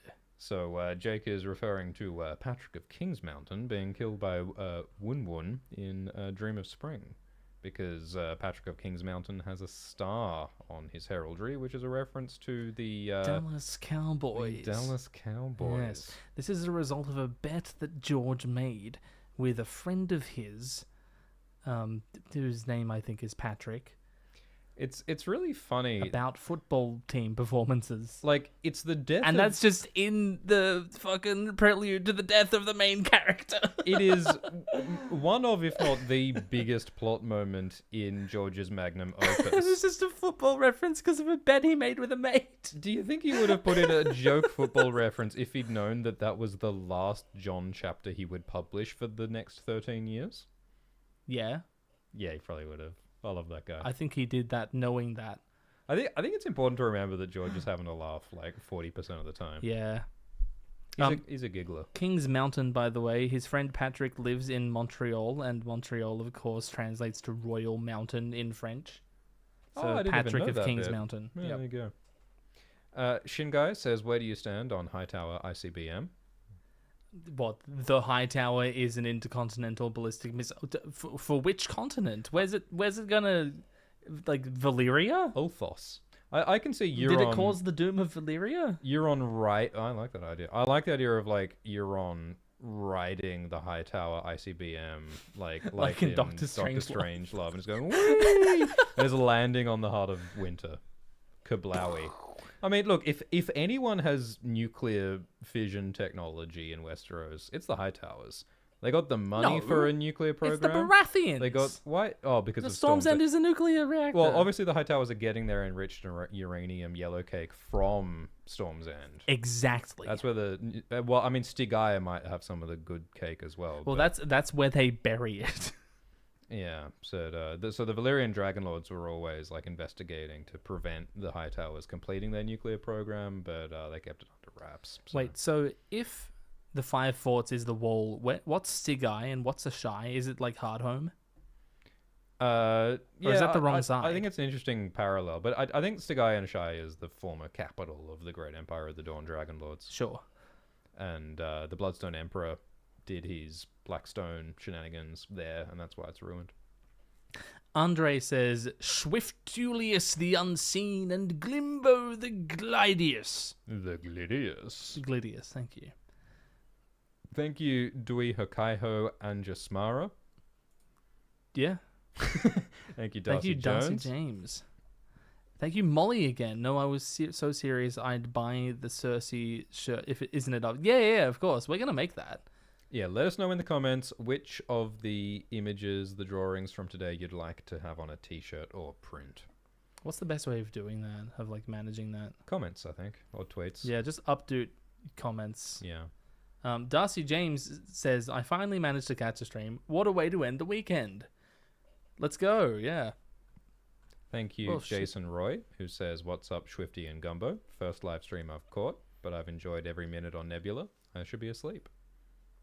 Good night, Jason. I hope you sleep well. Thank you, Jordan Herstig, who says, God's bless you. Thank you for continuing another series. You guys are great. Thoughts on time-traveling brains? Time-traveling brains? Well, every brain travels through time. That's true. Usually in a forward direction. Yeah. We also have reverse capabilities. That's called memory. And we also have the ability to pause. I just did it then. Wow. Want to see it again? I just did it again. Wow. Time-traveling brains relative to what, Jordan? Like how George sends minds back in time, but not like physical forms? Well, of course, Arsewife is a dialectic between past and future in conversation with the temporal... Right, that's what song means to George. Yeah, songs are memory, songs are longing, nostalgia. Songs are a connection between the you of now and the you of the past. And the you of the future, of course. What is the future if not a melody in harmony with the past? And, you know, we're all just contributing to the symphony of the many past yous who aren't even you. Yeah, man. All right, lightning round. It's puff, puff, pass. Hand it over. Thank you, Moonshield, who says, happy to catch you live. What do you think of Drogon being Euron in disguise? That sounds great. I would love to see Euron ride a dragon and fail. Thank you, Mike. Well, that's the nuclear bomb. Nuclear bomb? Thank you, The Gaines nuclear bomb, Clambert, yeah. who says, let's go. Caught another Goomy and Squirtle. Goomy and Squirtle. I love Goomy. It's such a cutie. What's the next Arsewife ranking going to be? Horse. Yeah, probably horse ranking. Horses. Yeah. Thank you, Anonymous, who says, Dear Schmeagol and Glolum. Love to see you collab again. It was a dark time when Hot D seemed to flop and you folks weren't around as much. Got to meet George recently. Huh. He told me, keep writing. Ironic, huh? That's awesome. Yeah. What a fellow. Yeah. Thank you, Ferris RF. He who told me says, I shouldn't have ordered the spicy burrito. I actually want to know how old Swift is. Well, is it the age of the tree or the acorn?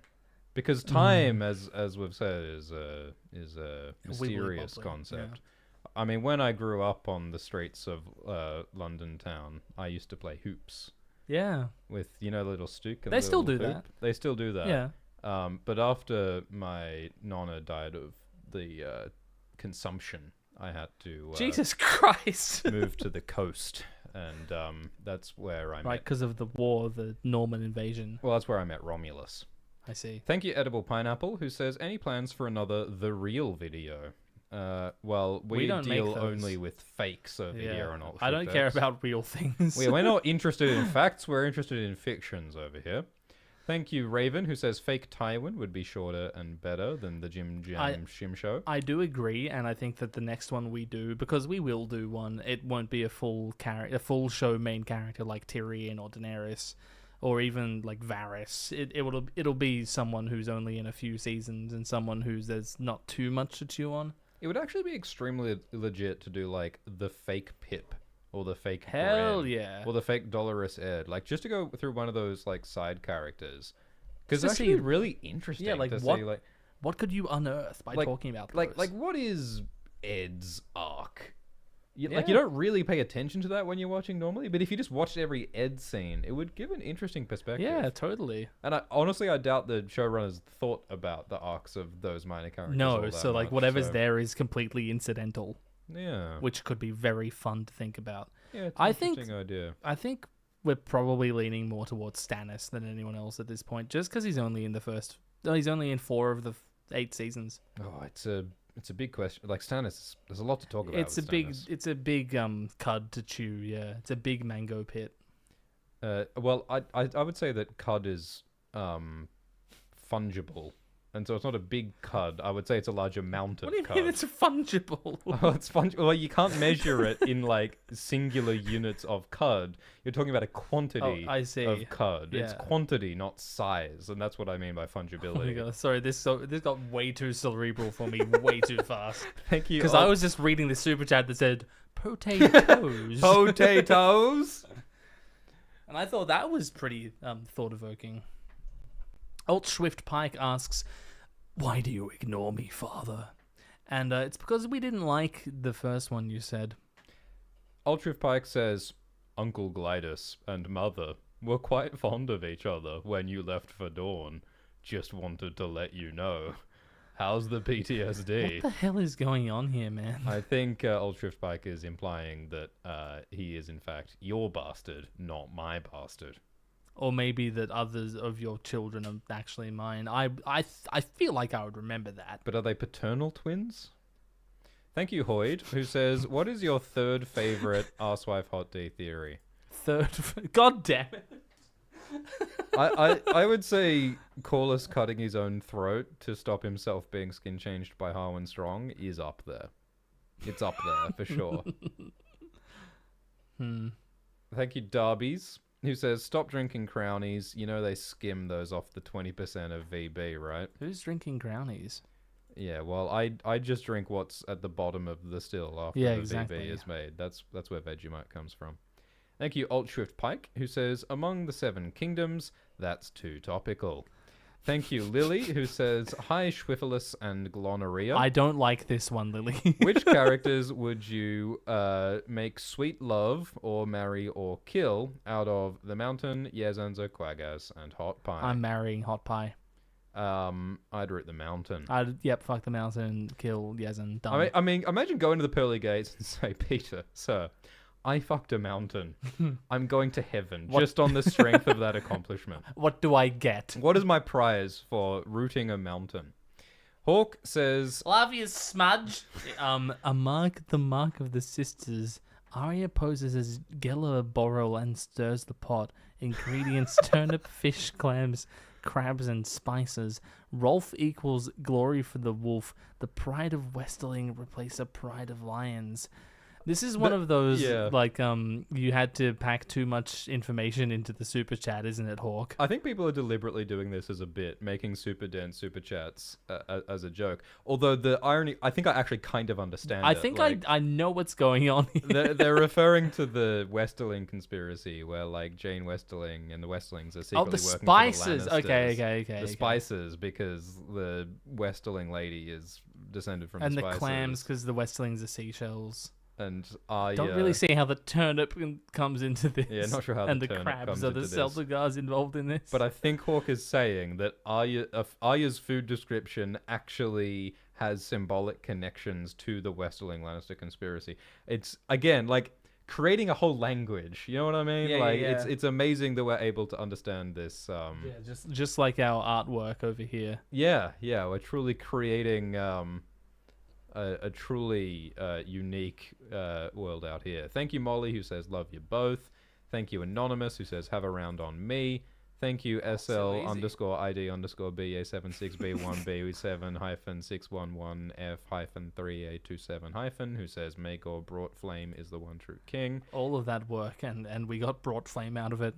Thank you, Serwissy2, who says, what if in the Winds of Winter there will be a scene where Euron tortures one of the captured maesters by forcing him to eat a book? Oh my god. If there's a Glidus reference in the next book, if there's like someone eating a book and is a horse or something. Like I still think that bit in Hot D Season 2 where like... You think that was about me? I think it might have been about you when little Jaehaerys wanted to ride Lannister like a horse, like a pony, Tyland Lannister. I think that might have been a reference to You're a Horse meme. It's so ambiguous. One of the writers follows you on Twitter. There's no way of knowing.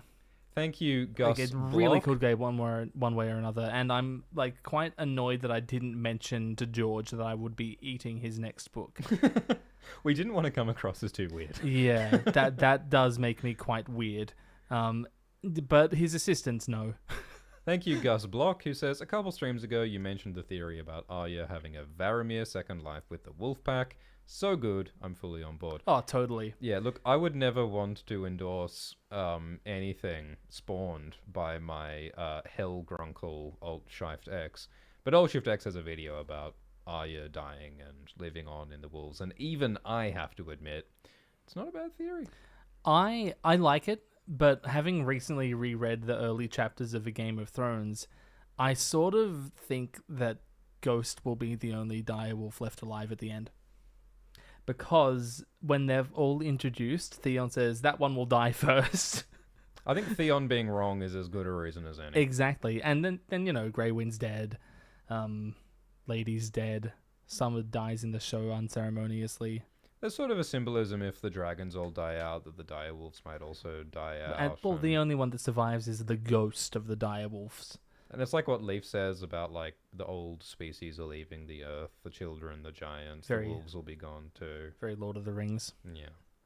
Alt Swift Pike says Barristan as a character very closely resembles a character named Bhishma in Mahabharat. Do you think Gurm took any inspirations from there? I do not know what Mahabharat is. It's I think a foundational text in subcontinental religions, cultures. I don't know enough. I shouldn't have started talking. I do know, however, that Barristan the Bold is a very old name that George is using. Yeah. He came up with that name for a story from decades and decades ago. Yeah. Where is it? It might not have even been published because he wrote about it in Dream Songs that he had the name, but I don't think he ever used it. Yeah. And the same thing is true of R'hllor.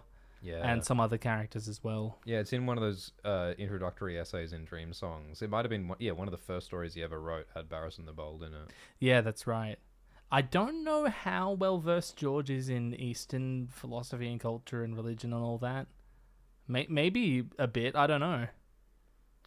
Thank you, Faris, who says, so 52? What does that mean? It's more than 51. I guess that's true. Are we done? I think it might be time to wrap this up. Thank you so much, everybody, for participating in this madness. It is quite silly that we get to do this. I am so glad and so grateful that we get to do something this stupid. And sell you our t-shirts. Yes. Available at the links in the description. If you'd like to get a t-shirt of the Omniwalder drawing or of Giles and Cold Hands sharing a womb... You can buy it at the link in the description. You can also buy some wonderful high-quality art prints of those drawings. The word art is doing some heavy lifting. The word print, though, is doing its normal job. Yeah, no, we can assure you of the quality of the print. The quality of the art is, well, it's subjective, because, Glidus, art's about paradox and contradictions. That's right. Thank you so much, everybody.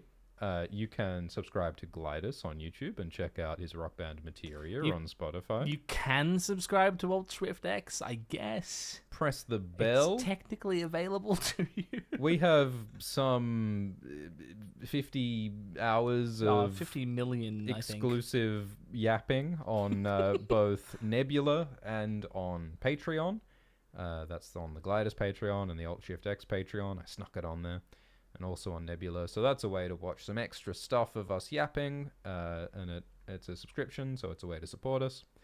So we appreciate it. But most of all, thank you so much for voting and watching. This was fun. Yeah, this is really fun. What a crazy idea. It's a very fun, like, creative exercise. It's a communication creative exercise. we're getting better at it, I think. Oh, I don't think I'm getting better at this. Well, we're getting worse. It's also fun to get worse sometimes. That's true. Not many people revel in getting worse at something. I take pride in it. I noticed that my cooking is getting horrible. Yippee! Comment below what your favorite drawing was and what you want to see on new merch. The next round of merch. And what other merch we should make. There's other things than t-shirts and prints that we could make. A coffee cup. Stickers. Hubcaps. Pin. Hubcaps. Yeah. You don't want to see your face on a hubcap one day? Jet decal. Jet decal. Hell yeah. Hell yeah. Oven mitts. Yoga mats. Keep going. What's that rag and bone where Jack White's like xylophones? Oh my god. Learn for a technique to turn turntables to gramophone. So grab on hold of your ice cream cone and take back what you still want to own. But please be found. All right. We're going to end this. Hold on. Hawk I'm just sent drunk. another one. Definitely trying to fit in too much. Love you both for the amazing theories that have helped me understand so much of the ASOIAF universe. Okay, good. I'm glad we got it. Brought Flame Guy takes some more money. Thank you, everybody. This was a thank you a lot. delight. This was an absolute delight, and we'll do it again. And comment your ideas for more silly themes. If you want to bring this up to a triathlon, what other event we should add to this contest of ages? And have a good time. Yeah. We did it. Yeah. Can you believe we did it? Yeah, I did not know done. if this was going to work. I thought this might be a disaster. No, I didn't. It was great. Well, yeah, it but was great. It was the good kind of disaster. Yeah. Yeah. All right. Thanks, everyone. Oh, it's also on podcast. What's it's that? also... is this a podcast? Yeah, Wait, we're but we played podcasting Pictionary. right now. That was the entire point. Well, yeah, I guess this particular one doesn't make sense as audio, but we probably will put it on audio anyway. Because, since YouTube will probably replace us with a large language model in the near future, maybe consider signing up on other platforms like podcast apps. There's Spotify. There's also independent podcast apps that are free. Wow. With no ads. Wow. Podcasts that are free with no ads. You can get them on any podcast app. No ads. They really need to buy our t-shirts then. They do. Yeah. It's I'm just kidding. You don't have to do that. It is funny though. Like if everyone, we're playing it up. We don't. It's fine if you it's don't fine. want It's good. It's fine. But it's just funny for us to say it not over. too late to cancel your order. It's not too late. These drawings are truly amateurish. You don't want to own them. If you bring your date home and they see the Omniwalder print on your wall, You've got a lot of explaining to do. what's that like? You're going home with the host of the party and their spouse. Oh. That one's better in context, probably. I'm just free associating. We need to end this. You never. Never. But bye. Hardly ever. Bye. Bye. Bye. Bye, everyone. Bye.